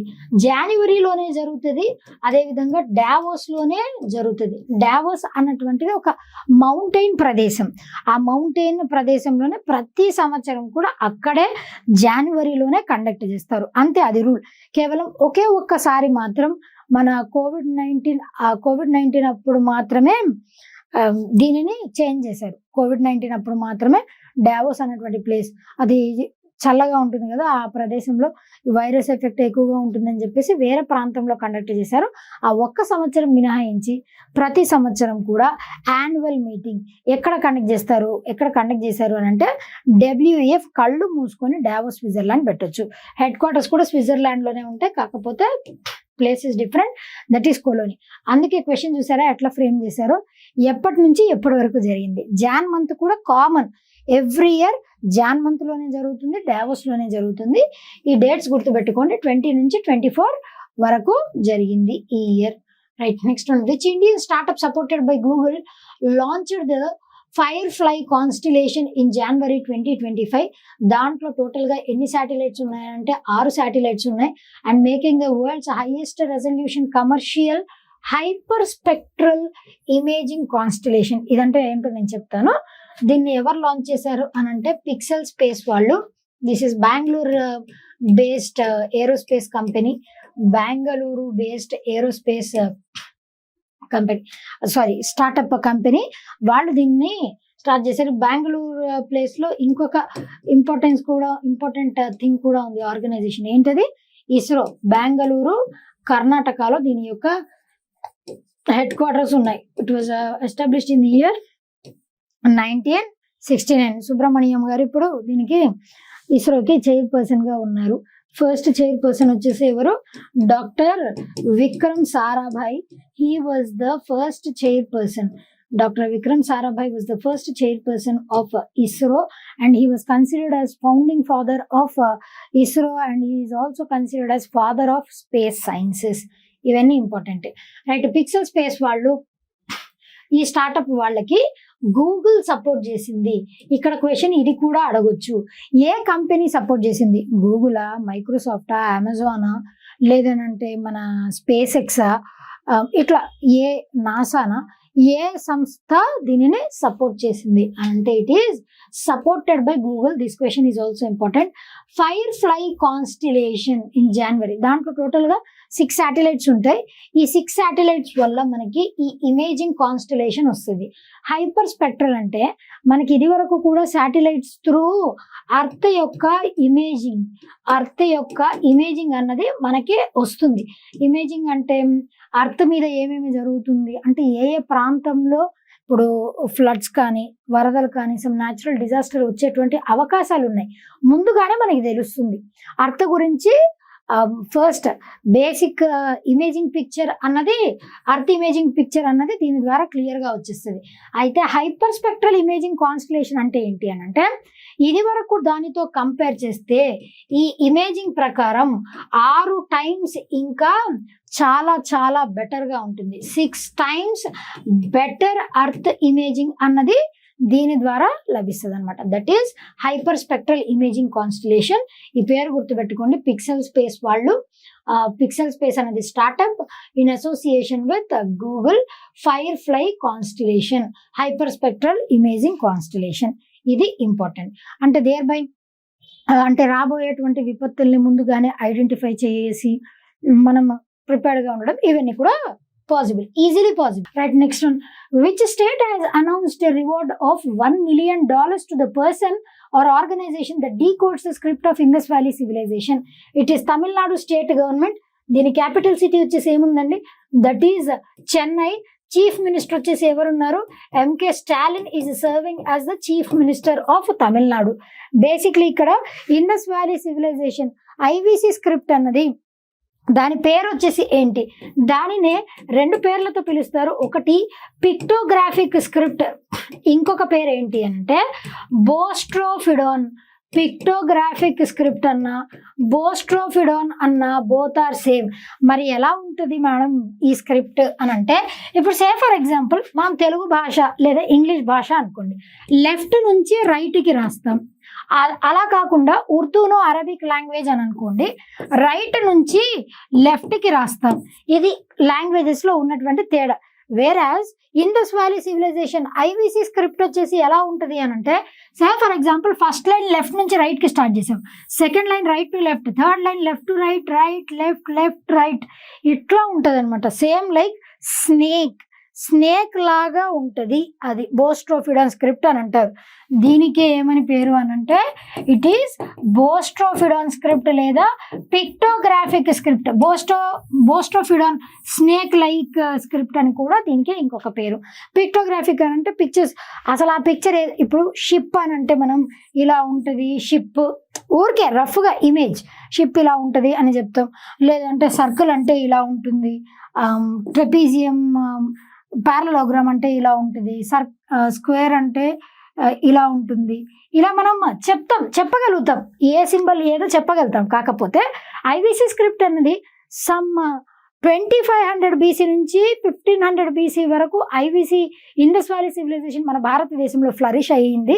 అండ్ గ్లోబల్ లెవెల్లో ఉన్నటువంటి సివిలైజేషన్స్ అన్నిటిలోకెల్లా ద లార్జెస్ట్ సివిలైజేషన్ అండ్ ఎక్కువ కాలం ఫ్లరిష్ అయినటువంటి సివిలైజేషన్ కూడా ఐవిసినే. అయినప్పటికీ కూడా ఈ స్క్రిప్ట్ అసలు ఆ స్క్రిప్ట్లో వాళ్ళు ఏమి రాశారు, ఎలా ఉందో అడ్మినిస్ట్రేషన్ ఎలా ఉంది అంటే అసలు ఏమేమి ఉన్నాయి అని ఇప్పటి వరకు ఎవ్వరూ డెసిఫర్ చేయలేకపోయారు. కాకపోతే ఈ స్క్రిప్ట్ ఇలా ఉంది అని కనిపెట్టిన మొట్టమొదటి వ్యక్తి, అంటే దీని గురించి ఈ స్క్రిప్ట్ గురించి ఒక అవశేషాన్ని కనిపెట్టింది ఎవరు అనంటే మనకి ఆర్కియాలజికల్ సర్వే ఆఫ్ ఇండియా, దాని ఫౌండర్ అయినటువంటి డాక్టర్ అలెగ్జాండర్ కనింగ్హామ్.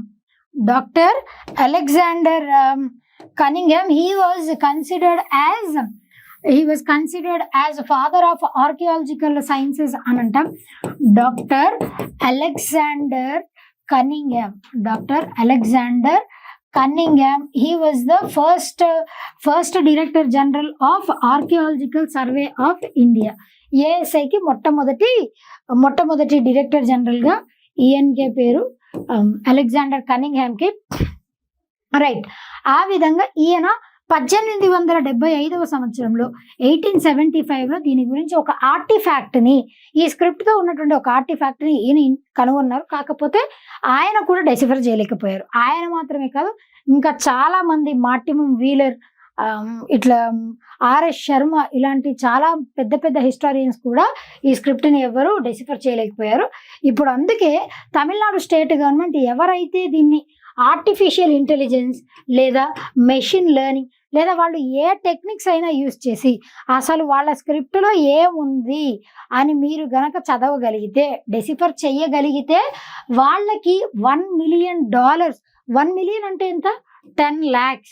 ఇక్కడ సింపుల్గా 10 lakhs కాదు, $10 lakh. $1 విలువ ఇప్పుడు ఎంత ఉంది, సమ్ 90 రూపీస్ అని అనుకోండి, సమ్ 88, 89 ఉంది, 90 అని అనుకుందాం. ఇప్పుడు 10 lakhs ఇంటూ 90 అంటే ఎంతండి, 90 కోట్లు. Almost sum equal to 100 crores. అంటే అంత ఇస్తామని చెప్పేసి ప్రకటించింది మన 9 కోట్లు ప్రకటించింది Tamil Nadu state government. This is all about ఐవిసి script and all. Right, next one. Which of the following statements regarding this designation and related developments is or are correct? The resolution for International Year of Quantum Science and Technology was led by Mexico, correct. UNESCO General Conference in May 2023, correct. ఏ ఇయర్ని, 2025వ సంవత్సరంని international year of quantum మెకానిక్స్గా గుర్తించాలి అని చెప్పి మెక్సికోలో జరిగినటువంటి సెషన్లో యునెస్కో అనుకుంది. This is correct. UNESCO headquarters వచ్చేసి ఎక్కడ ఉన్నాయండి, those are situated at Paris, France. The year 2025 marks century.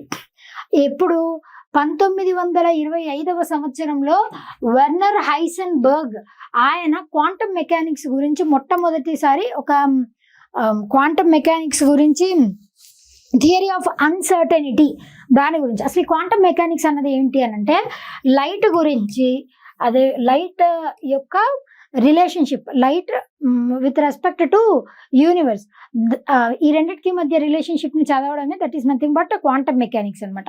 ఈ క్వాంటమ్ మెకానిక్స్లో హైసెన్బర్గ్ గారు ఒక థియరీని డెవలప్ చేశారు. ఆ థియరీకి 1932వ సంవత్సరంలో ఆయనకి నోబెల్ ప్రైజ్ కూడా లభించింది in the category of physics. This is true. India launched national quantum mission in April 2023. ఎప్పటి నుంచి ఎప్పటి వరకు టార్గెట్ అంటే 2031 వరకు దీని గురించి ఒక సమగ్ర అవగాహన కలిగి ఉండాలి, మనకి అవగాహన రావాలి అన్న ఉద్దేశంతో ఈ 9 years ఈ కాన్సెప్ట్ని లాంచ్ చేసింది అనమాట India. National quantum mission has 4 verticals. 4 verticals అంటే 4 కాన్సెప్ట్స్. క్వాంటమ్ కంప్యూటింగ్ అని, క్వాంటమ్ ఇంకా క్వాంటమ్ థియరీ, దానికి సంబంధించి టోటల్గా 4 ఉన్నాయి. 4 verticals. మీకు ఎగ్జామినేషన్లో 1, 2, 3 అని ఇచ్చారనుకో, 1, 2, 3, 5 అని అంటే రాంగ్. టోటల్ వచ్చేసి 4 verticals. ఇట్లా 4 కాంపోనెంట్స్ దాంట్లో ఉన్నాయి. Verticals or components both are same. కాబట్టి ఇవన్నీ all are correct. 1, 2, 3, 4. Right, next one. Who addressed the joint sitting of both houses at the beginning of budget session in 2025? ఎవరు? President Draupadi Murmu గారు. As per article 87, 87వ article ప్రకారం ఈ budget సెషన్లో joint సిట్టింగ్ని ఎవరు preside చేస్తారు అంటే ఓపెనింగ్ లైన్స్ ఎవరిస్తారు, preside చేసేది అంటే ఈ సమావేశాన్ని మనం స్టార్ట్ చేయబోతున్నాం, ఆరంభించబోతున్నాం అని ప్రిసైడ్ చేసేది, ఓపెనింగ్ లైన్స్ ఎవరు చేస్తారు అంటే president, as per article 87. Joint sitting అంటే ఏంటండి, అసలు జాయింట్ సిట్టింగ్ ఎప్పుడు జరుగుతుంది? బేసిక్లీ జాయింట్ సిట్టింగ్ అంటే ఏంటంటే లోక్సభలో, రాజ్యసభలో మెంబర్స్ ఉంటారు కదా, ఈ లోక్సభలో ఒక బిల్లుని ప్రవేశపెట్టినప్పుడు లోక్సభలో ఆమోదం పొంది రాజ్యసభలో ప్రవేశపెట్టిన తర్వాత ఆమోదం పొందలేదనుకోండి, అప్పుడు డెడ్ లాక్ వస్తుంది. లేదా రాజ్యసభలో ప్రవేశపెట్టింది, అక్కడ ఆమోదించి లోక్సభలో ఆమోదించలేదనుకోండి, అక్కడ డెడ్ లాక్ వస్తుంది. ఒక హౌస్లో ఓకే అయ్యి ఒక హౌస్లో యాక్సెప్ట్ చేయకపోతే అప్పుడు జాయింట్ సిట్టింగ్ని అరేంజ్ చేస్తారు. యాజ్ పర్ ఆర్టికల్ 108 ప్రకారం ఆ డెడ్ లాక్ ని రిజాల్వ్ చేయటానికి జాయింట్ సిట్టింగ్ ని ఏర్పాటు చేస్తారనమాట. ఆ జాయింట్ సిట్టింగ్ ని కూడా ప్రెసిడెంట్ ప్రిసైడ్ చేస్తారు. అయితే దీనికి చైర్పర్సన్ ఎవరు ఉంటారు? బడ్జెట్ సమావేశాలు అన్నవి మనకి ఈ జూన్ వరకు జరుగుతూనే ఉంటాయి. జాన్ నుంచి ఏప్రిల్, మే, జూన్ వరకు జరుగుతూనే ఉంటాయి. ఎందుకు అనంటే మనకి ఫిబ్రవరి 1 మనం బడ్జెట్ని ప్రవేశపెడతారు. ఫిబ్రవరి 1 బడ్జెట్ని ప్రవేశపెట్టిన తర్వాత అంతటితో అయిపోతుంది అని అనుకుంటాం మనం. సెంట్రల్ యూనియన్ గవర్నమెంట్ బడ్జెట్ ప్రవేశపెట్టిన తర్వాత అంతటితో ఏమీ అయిపోదు. ఎందుకు అనంటే బడ్జెట్ ప్రవేశపెట్టాక మళ్ళా దాంట్లో కూడా అందరూ ఒప్పుకోవాలనేం లేదు కదా. దాంట్లో ఉన్నటువంటి వాళ్ళు ఎందుకు ఈ కేటగిరీకి లేదా ఈ సెక్టర్కి ఎందుకు తక్కువ ఇచ్చారు, ఈ సెక్టర్కి ఎందుకు ఎక్కువ ఇచ్చారు, ఇలాంటి వాదోపవాదాలు మళ్ళీ చాలా జరుగుతాయి. అట్లా మళ్ళా ఫిబ్రవరి month, March month, April month, మొత్తం ఫిబ్రవరి, మార్చ్ ఈ 2 నెలలు క్షుణ్ణంగా పరిశీలించి మళ్ళీ నెక్స్ట్ ఫినాన్షియల్ వచ్చేంత వరకు, ఫినాన్షియల్ ఇయర్ స్టార్ట్ అయ్యేటప్పటికి ఫ్రెష్గా ఆ సమావేశాలన్నీ కూడా ముగిస్తారనమాట. అట్లా ఈ బడ్జెట్ సెషన్స్ అన్నవి జరుగుతూ ఉంటాయి. రైట్, అది joint city as per article 87. మరి చైర్పర్సన్ ఎవరు? ఇక్కడ మిమ్మల్ని అడిగింది ఏంటి, అడ్రస్ చేసేది ఎవరు అనంటే ప్రెసిడెంట్. అలా కాకుండా చైర్పర్సన్ ఎవరు అని అడిగారు అనుకోండి, చైర్పర్సన్ వచ్చేసి స్పీకర్ ఆఫ్ లోక్సభ. ప్రెసిడెంట్ యొక్క ఆర్టికల్ వచ్చేసి ఎంత? What is the article related to a president అంటే there shall be a president of India అని చెప్పేసి ఏ ఆర్టికల్ ప్రకారం ఉంటుంది అని అంటే ఆర్టికల్ 53. అది వైస్ ప్రెసిడెంట్ అయితే article 62. These 2 are important. Right, next one. See, what is the theme of New Delhi World Book Fair 2025? ఇక్కడ ఏది కూడా థీమ్ లో లేదు, ఆప్షన్స్ లో లేదు. Republic @75. This is the theme. Republic @75 world book fair ప్రతి సంవత్సరం కూడా న్యూఢిల్లీలోనే కండక్ట్ చేస్తూ ఉంటారు.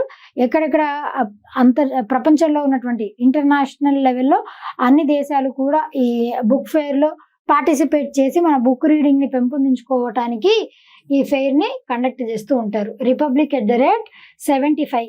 అట్లా మన భారతదేశానికి స్వాతంత్రం వచ్చి ఇన్ని ఇయర్స్ అయిన సందర్భంగా 2025కి ఆ థీమ్తో దీన్ని ఇంట్రడ్యూస్ చేశారనమాట. Right, next one. Where is the new 30,000 bed migrant detention facility planned to be built by US? ఎక్కడ? It is Guantanamo bay, Cuba. Basically ఇక్కడ ఈ 26/11 టెర్రరిస్ట్ అటాక్స్ జరిగాయి కదండి. 26/11 ఇన్సిడెంట్ జరిగింది కదా. ఆ ఇన్సిడెంట్లో ఎవరైతే దానికి పాల్పడ్డారో దానికి సహాయం చేసినటువంటి master mind, he was not they. Master మైండ్కి సహాయకంగా ఉన్నటువంటి వాళ్ళందరినీ తీసుకొని వచ్చి ఇక్కడ ఈ గట్మానో బే క్యూబాలో ఆల్రెడీ అక్కడ ఉంచారు. It was the place for their detention. అది మాత్రమే కాకుండా ఇప్పుడు చాలా మందిని డిటైన్ చేశారు. మైగ్రెంట్స్ని ఇట్లా 30,000 మందిని డిటైన్ చేసినప్పుడు వాళ్ళకి 30,000+ బెడ్స్ అక్కడ అరేంజ్ చేసి ఇదంతా కూడా బిల్ట్ చేసి అక్కడికి కొత్తగా వచ్చినటువంటి ట్రంప్ గవర్నమెంట్ ఆయన రీసెంట్గా దీన్ని ఇక్కడ ఈ ప్లేస్లో వాళ్ళకి అరేంజ్ చేశారు. సో దట్ ఆ మైగ్రెంట్స్ అందరూ కూడా అటు సైడ్ పాస్ చేయొచ్చు వాళ్ళని అని చెప్పేసి. Right, next one. So what is the purpose of beating retreat ceremony held at Vijay Chowk in new Delhi? ఎందుకు సెలబ్రేట్ చేస్తారు అని అంటే beating retreat to mark the end of republic day celebrations. అసలు మనం రిపబ్లిక్ డే ఎప్పుడు సెలబ్రేట్ చేస్తాం? It is celebrated on 26th January. ఎప్పటి నుంచి? సిన్స్ 1950. మొట్టమొదటి రిపబ్లిక్ డేని ఎప్పుడు సెలబ్రేట్ చేశారంటే 1950. ఒకసారి SSC CGL ఎగ్జామినేషన్లో ఈ క్వశ్చన్ అడిగారు. 2024 రిపబ్లిక్ డే ఎన్నవ రిపబ్లిక్ డే అంటే ఇప్పుడు మనం ఈ 1950 నుంచి లెక్క పెట్టుకుంటూ రావాలి. అంతేకాని 1947 నుంచి లెక్క పెట్టామనుకోండి, దాని తర్వాతే మనకి 1947 15th August స్వతంత్రం వచ్చింది కాబట్టి 1948 నుంచి లెక్క పెట్టుకుంటూ వస్తారు. అలా లెక్క పెట్టుకుంటూ వస్తే gone mark.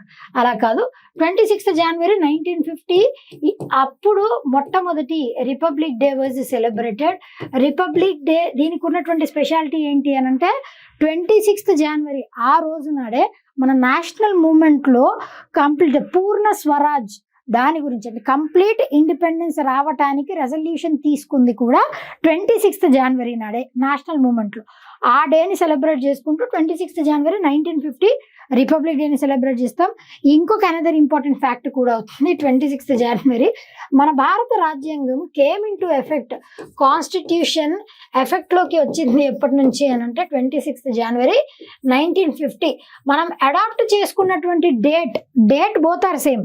26th November, 26th రెండు సేమ్. అడాప్ట్ చేసుకుంది ఎప్పుడు 26th November 1949, came into effect 26th January 1950. ఆ విధంగా భారత రాజ్యాంగం కేమ్ ఇన్ టు ఎఫెక్ట్. ఆ స్పెషాలిటీ ఉంది. కంప్లీట్ ఇండిపెండెన్స్ వచ్చినటువంటి day, that is republic day. ఆ విధంగా మొట్టమొదటి రిపబ్లిక్ డేకి ఎవరిని ప్రతి సంవత్సరం కూడా ఒక చీఫ్ గెస్ట్గా వేరే దేశం యొక్క ప్రెసిడెంట్, ప్రైమ్ మినిస్టర్ని మనం చీఫ్ గెస్ట్గా పిలుస్తూ ఉంటాం. అట్లా మొట్టమొదటి రిపబ్లిక్ డేకి చీఫ్ గెస్ట్గా ఎవరిని ఇన్వైట్ చేశారు అనంటే ఇండోనేషియా ప్రెసిడెంట్ అయినటువంటి సుకర్నో ఆయన్ని పిలిచారు. ఇప్పుడు కోఇన్సిడెంట్గా 2025 రిపబ్లిక్ డేకి కూడా ఇండోనేషియా ప్రెసిడెంట్నే ఇన్వైట్ చేయడం విశేషం. అప్పట్లో అంటే సుకర్నో ఇండోనేషియాకి ప్రెసిడెంట్గా ఉన్నారు. ఇప్పుడు సుకర్నో కాదు కదండి, some other personality, but president from Indonesia only. 2025 republic డేకి కూడా ఇండోనేషియా ప్రెసిడెంట్ని పిలవడం అన్నది విశేషం. ఆ రెండిట్లో ఉన్నటువంటి సిమిలారిటీ. మొట్టమొదటి రిపబ్లిక్ డేకి కూడా ఇండోనేషియా ప్రెసిడెంట్ని ఇన్వైట్ చేశారు. 2025 రిపబ్లిక్ డేకి కూడా చీఫ్ గెస్ట్గా ఇండోనేషియా ప్రెసిడెంట్నే ఇన్వైట్ చేయడం అన్నది విశిష్టత. రైట్. 26th జనవరి రిపబ్లిక్ డే. అట్లా రిపబ్లిక్ డే అయిపోయిన 3 రోజులకి 3 days తర్వాత అంటే that is on 29th January beating retreat ceremony అంటే ఏంటంటే ఒక మ్యూజికల్ ఫెస్ట్ లాగా. దీంట్లో ఆర్మీ నుంచి, నేవీ నుంచి, ఎయిర్ ఫోర్స్ నుంచి, మిగతా అన్ని దళాల నుంచి అందరూ కూడా దాంట్లో పార్టిసిపేట్ చేసి అంటే వాళ్ళకు ఉన్నటువంటి టాలెంట్స్ విజ్ఞాన ప్రదర్శన చేస్తారనమాట. టాలెంట్ని ప్రదర్శన చేసి అంటే మన రిపబ్లిక్ డే అయిపోయింది, రిపబ్లిక్ డే సెలబ్రేషన్స్ అయిపోయాయి అని చెప్పి అట్లా డ్రమ్ బీట్స్ త్రూ సెలబ్రేట్ చేస్తూ ఉంటారు. And marking the end of republic day. ఈ టైప్ ఆఫ్ థింగ్ ఆల్రెడీ మనకి ఇంగ్లాండ్ ఆ ప్రాంతాల్లో ఉంది. దాన్ని మన భారతదేశం కూడా అడాప్ట్ చేసుకుందని చెప్పొచ్చు. Vijay Chowk in New Delhi every year after 3 రోజుల తర్వాత, రిపబ్లిక్ డే అయిపోయిన 3 రోజుల తర్వాత ఈ బీటింగ్ రిట్రీట్ సెరమనీ ఉంటుంది. జనవరి 29th కూడా గుర్తుపెట్టుకోవాలి. ఇప్పుడు ఆల్రెడీ క్వశ్చన్లో ఇచ్చేసారు కాబట్టి మీకు అంత అవసరం లేదు. కాకపోతే జనరల్గా క్వశ్చన్లో ఇవ్వకపోతే స్టేట్మెంట్లో 3 days తర్వాత రిపబ్లిక్ డే రోజు సెలబ్రేట్ చేస్తారంటారు. నో, రిపబ్లిక్ డే అయిపోయిన 3 రోజులకి దీన్ని సెలబ్రేట్ చేస్తారు. That is the one to mark the end of republic day celebrations. అది బీటింగ్ రిట్రీట్ సెరమనీ. ఇంకా రిపబ్లిక్ డే నాడు ట్యాబ్లు స్టేట్స్ నుంచి, ఒక్కొక్క స్టేట్స్ అండ్ యూటీస్ నుంచి ట్యాబ్లెట్స్. ఇప్పుడు సే ఫర్ ఎగ్జాంపుల్ మన తెలంగాణలో బోనాలు, బతుకమ్మ ఇది చాలా పాపులర్. ఇక్కడ నుంచి ఆ థీమ్తో ట్యాబ్లో అంటే ఏంటంటే ఒక బండిలో కొంతమంది ఆర్టిస్టులని పెట్టి కొన్ని ఆర్టిఫాక్ట్స్ని పెట్టి ఆ స్టేట్ యొక్క కల్చర్ని, హెరిటేజ్ని అద్దం పట్టే విధంగా ఆర్టిఫాక్ట్స్ని ఉంచడం అనమాట ఆ ట్యాబ్లెట్స్. అట్లా ఆ ట్యాబ్లెట్స్కి అవార్డ్స్ కూడా ఇస్తారనమాట. 1st place, 2nd place, 3rd place ఇట్లా అవార్డ్స్ కూడా ఉంటాయి. Right. Next one, consider the following statements. The launch of GSLV, Geosynchronous Satellite Launch Vehicle F-15 rocket took place on January 29, 2025. Right. ఇది ఎన్నవ rocket launch అని అంటే this is 100th rocket launch by ISRO వాళ్ళు launch చేసినటువంటి లాంచెస్లో ఇది 100వది. 2025 సంవత్సరంలో ఇది first one. 2025 ఆ ఇయర్లో ఫస్ట్ వన్. కాకపోతే ఓవరాల్గా ఇస్రో లాంచ్ చేసినటువంటి లాంచ్ శాటిలైట్స్లో దిస్ ఈజ్ 100th లాంచ్. అది దీని యొక్క విశిష్టత. NVS-02 అంటే ఏంటి అని అంటే navigation satellite. NVS is nothing but navigation satellite. ఈ నావిగేషన్ శాటిలైట్ యొక్క ప్రధాన ఉద్దేశం ఏంటి అని అంటే మనకి GPS ఉంది కదా, global positioning system. It is US based global positioning system. అంటే ఇప్పుడు మనం ఏదైనా లొకేషన్కి వెళ్ళాలి, ఆ అడ్రస్ మనకి ఐడియా లేదు, అంటే రూట్ మ్యాప్ తెలియదు అని అనుకోండి, అప్పుడు మనం ఏం చేస్తాం, గూగుల్ మ్యాప్స్ ఆన్ చేసుకొని వెళ్తాం. అట్లా గ్లోబల్ పొజిషనింగ్ సిస్టమ్ ఈ జిపిఎస్ కంటే కూడా మన భారతదేశపు నావ్ ఐసి అన్నది మన భారతదేశం వాళ్ళు తయారు చేసినటువంటి నావిగేషన్ సిస్టమ్. జిపిఎస్తో కంపేర్ చేస్తే ఎన్నో రెట్లు నావ్ ఐసి అన్నది చాలా పాపులర్, ఎన్నో రెట్లు మెరుగైనది. కాకపోతే మన వాళ్ళందరికీ పొరుగింటి పుల్లకూర రుచి కాబట్టి ఎప్పటి నుంచో ఈ జిపిఎస్ ఈ సిస్టమ్ ఉంది కాబట్టి we have been using the same one, right. NVS-2 ఇది నావిగేషన్, మనకు ఉన్నటువంటి navigation satellites this is second one.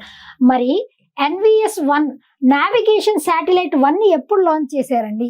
ఈ డౌట్ మీకు రావాలి. This was launched in the year 2023లో మొట్టమొదటి నావిగేషన్ శాటిలైట్ని లాంచ్ చేశారు, NVS-01.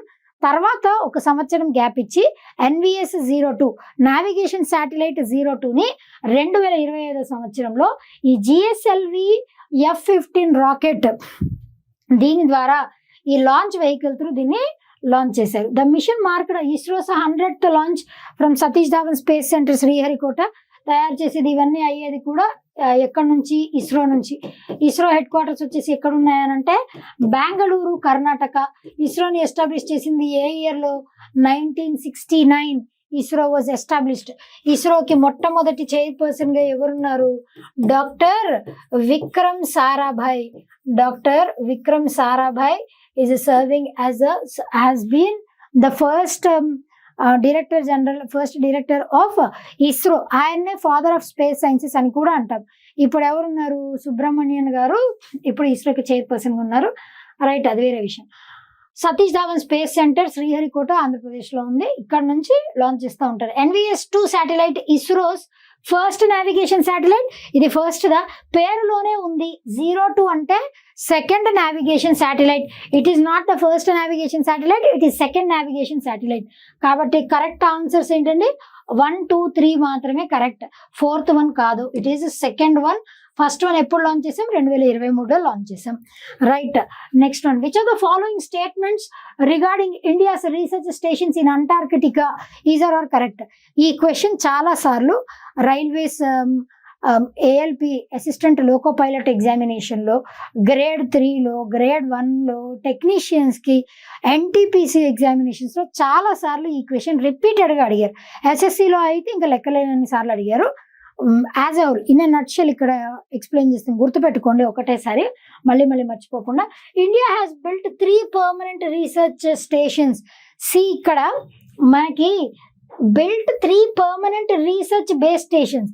అలా కాకుండా రీసెర్చ్ బేస్ స్టేషన్స్లో వర్కింగ్ కండిషన్లో ఉన్నవి ఎన్ని అనంటే అవి మాత్రం 2.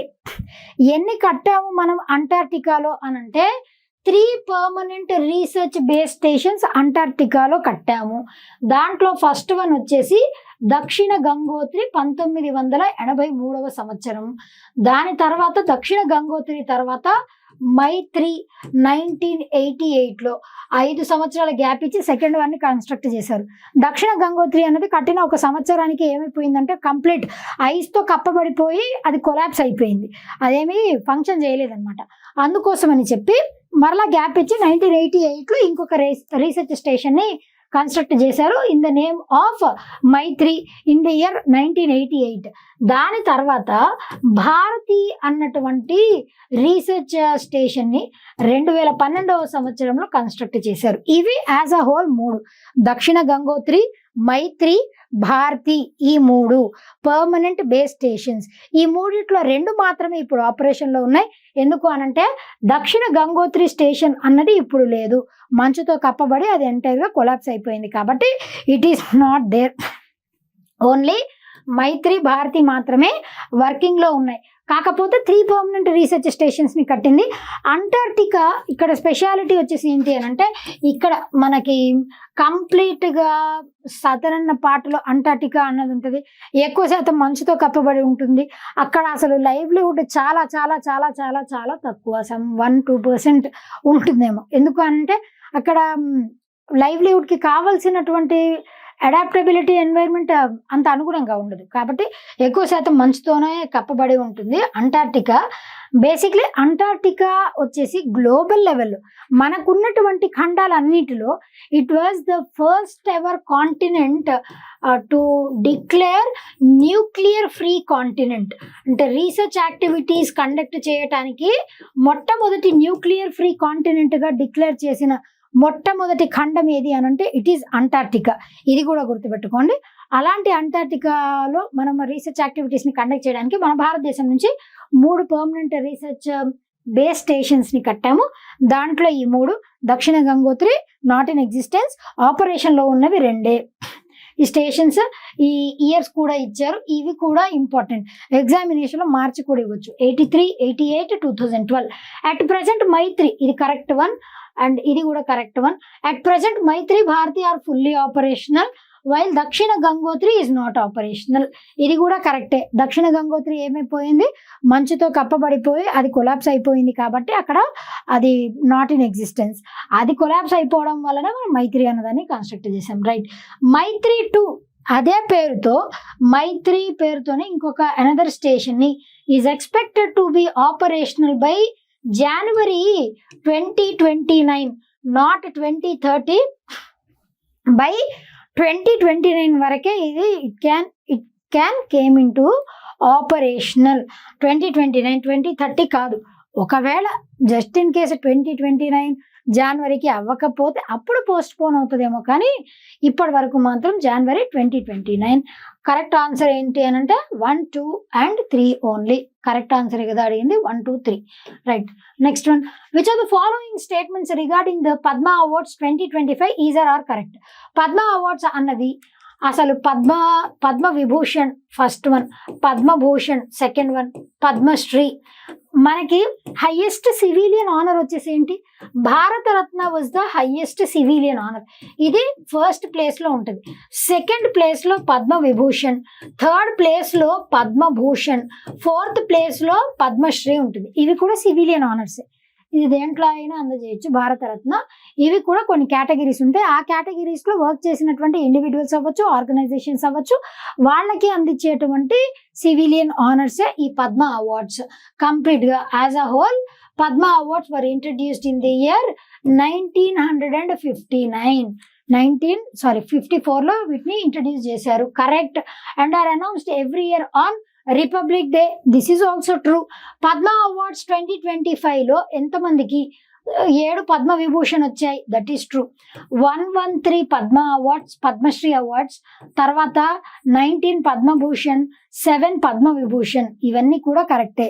మనకి మ్యాక్సిమం 130 పద్మశ్రీ అవార్డ్స్ కంటే ఎక్కువ అవార్డ్స్ ఇవ్వటానికి వీలు లేదు.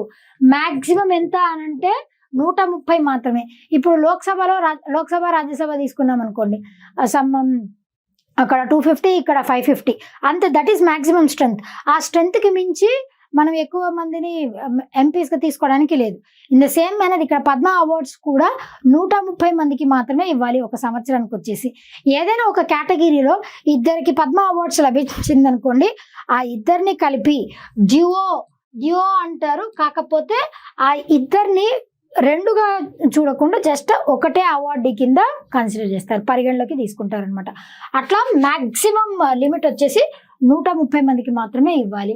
ఇక్కడ మీరు అట్లా చూసుకున్నా కూడా సమ్ 139 ఉన్నారు. ఇది జస్ట్ అ నెంబర్. కాకపోతే ఇక్కడ 2 persons కలిపి ఒక సింగిల్ పర్సన్గా పరిగణిస్తారనమాట. That is one, right. Next, Padma Awards list is prepared by Padma Awards committee, which is constituted by President of India every year. This is also true. The President sanctioned award to yes, President award ni ee awards ni అందజేస్తారు. కాబట్టి 1, 2, 3, 4 అన్ని కరెక్టే. Padma awards అనేవి ఏ కేటగిరీస్లో ఇస్తారు, ఏ కేటగిరీస్కి గాను ఈ awards ఇస్తారు అని అంటే దీంట్లో లిటరేచర్ రావచ్చు, సైన్స్ రావచ్చు, ట్రేడ్ ఇండస్ట్రీ అది రావచ్చు, అదేవిధంగా రైట్, సోషల్ వర్క్ రావచ్చు, ఫిలాంథ్రపీ రావచ్చు, ఇట్లా పబ్లిక్ అఫైర్స్ కూడా దీని కిందకి వస్తుంది. Education, philanthropy, social work, scientific research, ఇవన్నీ కూడా ఈ పద్మ అవార్డ్స్ కేటగిరీలో ఏ ఏ కేటగిరీస్కి అవార్డ్స్ ఇస్తారంటే all these. Right, next one, which of the following departments are recognised for the Padma awards 2025? ఇప్పుడే మనం చెప్పుకున్నాం కదా ఏ ఏ కేటగిరీస్లో పద్మ అవార్డ్స్ని అందజేస్తారు అని అంటే art, literature, sports, civil services, trade and industry, public affairs, అదేవిధంగా సోషల్ వర్క్, ఫిలాంథ్రపీ అని అనుకున్నాం కదా. Social work, trade and industry already చెప్పుకుంటున్నాం. ఈ కేటగిరీస్ అన్నిటికీ గాను సైన్స్, ఈ కేటగిరీస్ అన్నిటికీ పద్మ అవార్డ్స్ అన్నవి అందజేస్తారు. కాబట్టి ఆల్ ఆర్ కరెక్ట్. అన్ని కేటగిరీస్లో అవార్డ్స్ని ఇస్తారు. పోస్ట్మస్లీ ఇస్తారా Padma Shri awards? Yes, Padma awards posthumously కూడా ఇస్తారు. ఇప్పుడు రీసెంట్గా ఉన్నటువంటి ఈ అవార్డ్స్లో 10 మందికి దీంట్లో మహిళలు ఉన్నారు, 13 మంది మహిళలు ఉన్నారు. అదేవిధంగా PIOs, people of Indian origin దీంట్లో పోస్ట్మస్లీ కొంతమందికి ఇచ్చారు. 10-13 విమెన్, మహిళలు ఎంతమంది ఉన్నారు అవి కూడా ఇంపార్టెంట్. ఆ నెంబర్ కూడా ఇంపార్టెంట్, గుర్తుపెట్టుకోండి. మహిళలు ఎంతమంది, PIO లేదా citizens of people of Indian origin, foreigners, అదేవిధంగా పోస్ట్మస్లీ ఎంతమందికి అందించారు, ఇవి కూడా పద్మ అవార్డ్స్లో ఇంపార్టెంటే. ఇది కూడా important. Right, match the following with the respective fields of achievement. Padma award వాళ్ళకి ఏ ఫీల్డ్లో వచ్చింది? మందకృష్ణ మాదిగ గారు ఆల్రెడీ రీసెంట్గా ఈయన చేసినటువంటి కృషి వల్లనే మనకి ఎస్సీ కేటగరైజేషన్ యాక్ట్ కూడా ఎస్సీ కేటగరైజేషన్ కూడా రీసెంట్గానే వచ్చింది కదా. మన బిఆర్ అంబేద్కర్ గారి పుట్టినరోజు సందర్భంగా, that is on April 14th, ఆ సందర్భంగానే ఆ ఎస్సీ కేటగరైజేషన్ స్టేటస్ని రిలీజ్ చేశారు, యాక్ట్ని పాస్ చేశారు. ఇది కూడా మనం చదువుకున్నాం. మందకృష్ణ మాదిక గారు ఈ ప్లేడ్ అన్ ఇంపార్టెంట్ రోల్. ఏ కేటగిరీకి గాను ఈయనకి అవార్డు లభించింది? Public affairs. రైట్, వడిరాజ్ రాఘవేంద్రాచార్య, ఈయనకి శ్రీమతి నీర్జా భట్ల గారు, ఈవిడ వచ్చేసి రైట్. వడిరాజ్ రాఘవేంద్ర లిటరేచర్ రంగంలో, ప్రశాంత్ ప్రకాష్ వచ్చేసి trade and industry, Neerja Bhatla వచ్చేసి మెడిసిన్. అన్ని A 1 2 3 4. This is match the following. Right, who won the best motion picture drama award at 82nd Golden Globe Awards 2025? The Brutalist annual Golden Globe Awards 2025. ఈ కేటగిరీలో best motion picture drama అదే the బ్రూటలిస్ట్కి వచ్చింది. ఇది వచ్చేసి Emilia Perez. ఈ film వచ్చేసి comedy లేదా live comedy are action, ఆ కేటగిరీకి గాను బెస్ట్ మూవీ వచ్చింది. అండ్ హ్యాక్స్ వచ్చేసి టీవీ సిరీస్, కామెడీ సిరీస్ కేటగిరీలో హ్యాక్స్ అన్నటువంటి దానికి లభించింది. షోగన్కి కూడా బెస్ట్ ఏదో కేటగిరీలో బెస్ట్ అవార్డ్ లభించింది. అండ్ ఈ 82nd annual golden globe awards ఏవైతే ఉన్నాయో దీనికి మొట్టమొదటిసారి ఒక మహిళ హోస్ట్ చేశారు. For the first time whole and సోలోగా ఫస్ట్ సోలో ఉమన్ హోస్ట్గా ఒక అమ్మాయి సర్వ్ చేసింది. That name has been slipped from my mind. అది కూడా చూసుకోండి, that is also important. Right, next one. Who won the 9th Johor international open chess tournament in Malaysia in January 2025? ఎవరు గెలిచారు అనంటే ఇనియన్ పనీర్ సెల్వన్, ఈయన గెలిచారు. ఈయన మాత్రమే కాదు, రీసెంట్గా ఈ మ్యాగ్నస్ కార్ల్సన్ నార్వే దేశస్థుడు అయినటువంటి గ్లోబల్ లెవెల్లో వరల్డ్ నెంబర్ 1 చెస్ ఛాంపియన్ అయిన మ్యాగ్నస్ కార్ల్సన్ రీసెంట్గా ప్యారిస్ ఫ్రాన్స్ 2025లో జరిగినటువంటి వరల్డ్ బ్లిట్జ్ చెస్ ఛాంపియన్షిప్స్ దాంట్లో నెంబర్ 1 ప్లేస్లో నిలిచారు. ఇనియన్ పనీర్ సెల్వన్, ఈయనకి ఈ మలేషియాలో జరిగినటువంటి జోహర్ ఇంటర్నేషనల్ ఓపెన్ చెస్ టోర్నమెంట్లో ఈయన గెలుచుకున్నారు. విశ్వనాథన్ ఆనంద్ ఈయన మన భారతదేశస్థుడు 5 సార్లు 5 times వరల్డ్ ఛాంపియన్, 5 సార్లు వరల్డ్ చెస్ ఛాంపియన్షిప్ టైటిల్ ని గెలుచుకున్నటువంటి ఫస్ట్ ఇండియన్ ఎవరయ్యా అని అంటే మన Viswanathan Anand garu. Magnus Carlsen number 1 global లెవెల్లోనే నెంబర్ 1 చెస్ ప్లేయర్. రీసెంట్ గా ఆయన ఇది గెలుచుకున్నారు. Right, next one. In which category has the Indian short film Anuja has been nominated for the Oscars 2025? That is best short film live action. ఈ movie, ఈ short film, not movie, ఈ short film అన్నది మీకు Netflix లో available గా ఉంది. If possible చూడండి. I mean just simple గా నీట్ గా ఉంటుంది, ఎక్కువ తక్కువ లేకుండా. Just it is a story and the relationship between 2 sisters who has been abandoned by their family. వాళ్ళకి ఫ్యామిలీ ఏముండదు, పెద్దక్క అండ్ తనకి యంగర్ సిస్టర్ ఒక పాప ఉంటుంది. వీళ్ళిద్దరి మధ్య ఉన్నటువంటి స్టోరీ. తను పెద్దమ్మ ఇండస్ట్రీలో వర్క్ చేసి చిన్నమ్మని చదివిస్తుంది. షీఈ్ హైలీ ఇంటెలిజెంట్, చిన్నపిల్ల. అట్లా ఆ అమ్మాయి కూడా ఆ పెద్దమ్మ కష్టం చూడలేక ఆమెని పెళ్లి చేయాలి అన్న ఉద్దేశంతో నేను చదువుకి ఎక్కువ ఖర్చు అయిపోతుంది అని చెప్తే, ఆ బ్యాక్ డ్రాప్ లో ఆ అమ్మాయిని కన్విన్స్ చేయటానికి, చిన్నమ్మని కన్విన్స్ చేయటానికి వాళ్ళ ఎల్డర్ సిస్టర్ ఏ విధమైనటువంటి ఎట్లా తాపత్రయపడుతుంది. That is the story behind this one. Anuja అన్నటువంటి మూవీకి మాక్సిమం అందరూ మహిళలే దీన్ని, ఈ మూవీని డైరెక్ట్ చేశారు. Some 3-4 members from India. ఇది జస్ట్ నామినేట్ అయింది ఆస్కార్స్ కి ఈ ఇయర్. కాకపోతే మన ఇండియా నుంచి గెలవలేకపోయింది. జస్ట్ నామినేషన్స్ లో మాత్రమే ఉంది. It hasn't won any Oscar award. Recent గా జరిగినటువంటి some 73rd Oscar award ceremony, దాంట్లో జస్ట్ నామినేట్ అయింది. Didn't won any award. Right, next. Which of the following statements are correct regarding Netaji Subhash Chandra Bose? Subhash Chandra Bose గారి విషయంలో నేతాజీ అంటే పీపుల్స్ లీడర్ అని అర్థం. Netaji peoples leader. నేతాజీ అన్న టైటిల్ ఈయనకి ఎప్పుడు లభించింది? సుభాష్ చంద్రబోస్ గారు ఐఎన్సి 1942లో సింగపూర్ హెడ్ క్వార్టర్స్ గా కెప్టెన్ మోహన్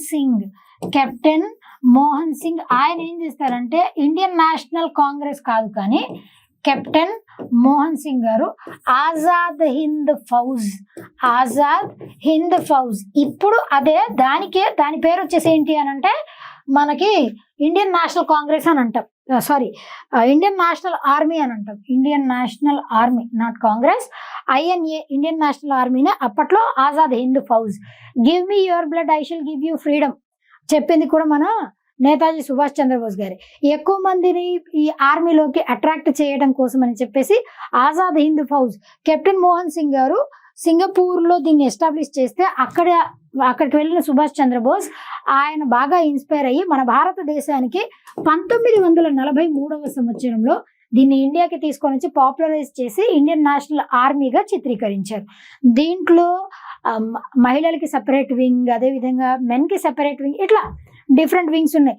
అమ్మాయిలకి మళ్ళా ఝాన్సీ రాణి రెజిమెంట్ అని ఇట్లా రకరకాల పేర్లతో ఆయన ఇంట్రడ్యూస్ చేశారు. 1942 సింగపూర్ హెడ్ క్వార్టర్స్ గా కెప్టెన్ మోహన్ సింగ్ గారు ఈయన ఫౌండర్. దాన్ని పాపులరైజ్ చేసింది ఎవరు అంటే నేతాజీ సుభాష్ చంద్రబోస్ గారు. ఆయన ఇట్లా బాగా వ్యాలరస్ గా ఉంటారు అనమాట, ఎక్కువ పరాక్రమాన్ని చూపించేటువంటి పర్సన్. అందుకే ఆయన birth anniversary, that is on 23rd January, ఈ celebrated as Parakram Diwas. Give me blood I shall give you freedom. ఆ కాన్సెప్ట్ ఈయనదే. ఈయన ఒక న్యూస్ పేపర్ ని కూడా స్టార్ట్ చేస్తారు. ఈయన స్టార్ట్ చేసినటువంటి news paper Swaraj is my birth right I shall have it అని చెప్పింది బాలగంగాధర్ తిలక్ గారు. కాకపోతే స్వరాజ్ అనేటువంటి న్యూస్ పేపర్ ని స్టార్ట్ చేసింది ఈయన. Right, the celebrations of Netaji's 125th birth anniversary 2021, that is correct. High level committee headed by Prime Minister Modi has been constituted to decide and oversee the commemoration activities, that is correct. Parakram Divas eppudu celebrate chestam? January 23rd, to honor Netaji's spirit and inspire the youth of the nations, that is true. The Parakram Divas celebration aims to honor Netaji's contribution to literature and education కాదండి, ఈ రంగాల్లో కాదు, disaster మేనేజ్మెంట్లో ఎవరైతే బాగా work out చేస్తారో వాళ్ళకి అవార్డ్స్ని ఇస్తారు. Not in the sections of ఈ లిటరేచర్ ఎడ్యుకేషన్ ఆ రంగాల వాళ్ళకి కాదు. డిజాస్టర్ మేనేజ్మెంట్లో ఫస్ట్ హ్యాండ్ రెస్పాండర్ అని ఉంటారు. ఫస్ట్ ఎవరైతే దాన్ని ఐడెంటిఫై చేస్తారో వాళ్ళని ఫస్ట్ హ్యాండ్ రెస్పాండర్, దాని తర్వాత నెక్స్ట్ లెవెల్ ఫైనల్ రెస్పాండర్ వరకు, అంటే ఒక్కొక్క అంచెలుగా వాళ్ళు ఆ డిజాస్టర్ని రెడ్యూస్ చేయడానికి ట్రై చేస్తూ ఉంటారు కదా. అట్లా డిజాస్టర్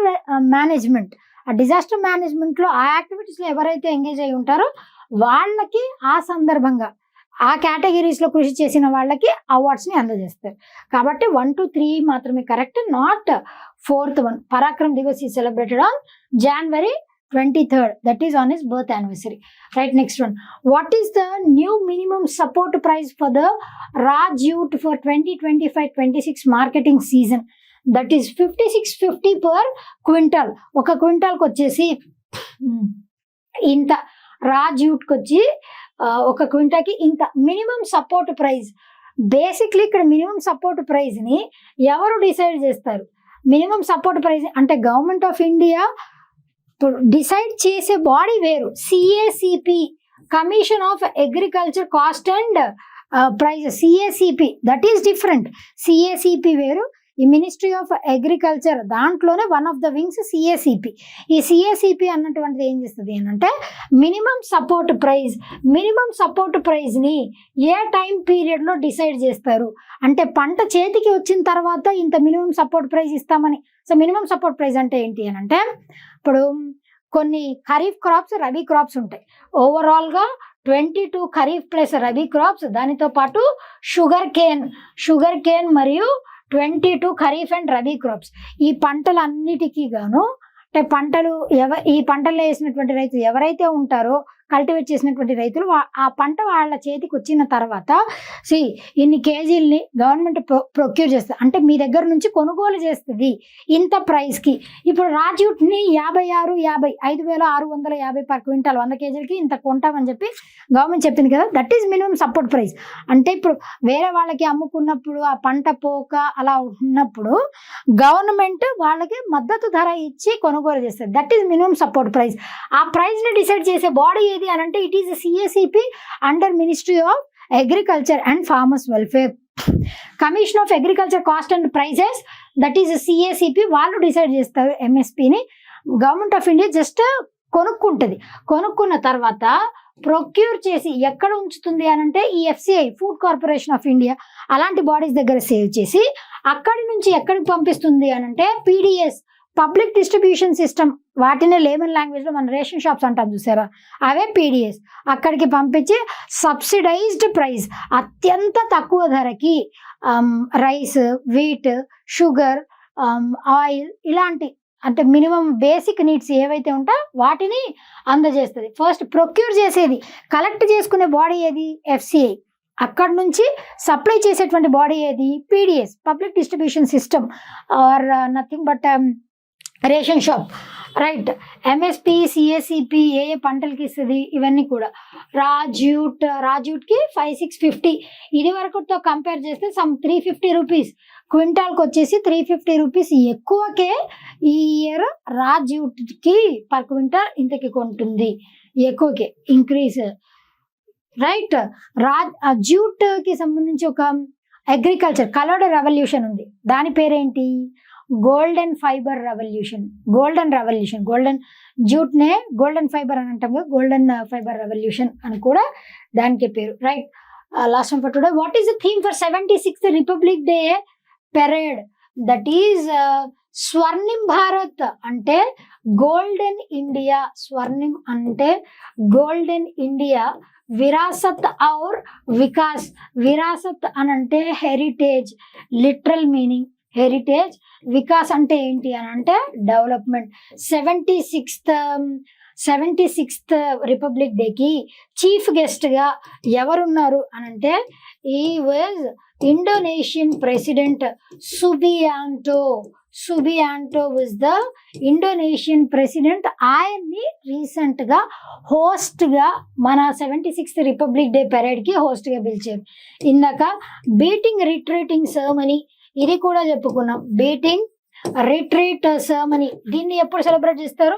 రిపబ్లిక్ డే అయిపోయినటువంటి 3 days కి, that is on January 29th it is celebrated. ఒక మ్యూజికల్ ఫెస్ట్ లాగా దీన్ని కండక్ట్ చేస్తారు. స్వర్ణిం భారత్ విరాసత్ ఆర్ వికాస్. విరాసత్ అంటే మన హెరిటేజ్, వికాస్ అంటే development. Golden India 76th Republic day చెప్పుకున్నాం కదా. ఫస్ట్ రిపబ్లిక్ డే ఎప్పుడు సెలబ్రేట్ చేశారు? 1950. అదేంటండి 2025 అంటే 75th రావాలి కదా అంటే 1950ని కూడా it is considered as first Republic day.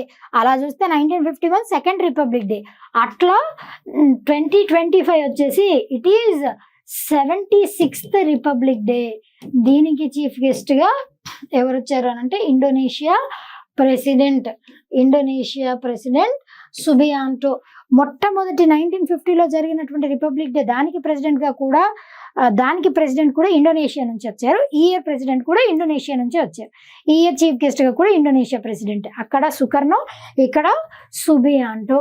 These are important, all these questions. Hope everyone have understood these questions.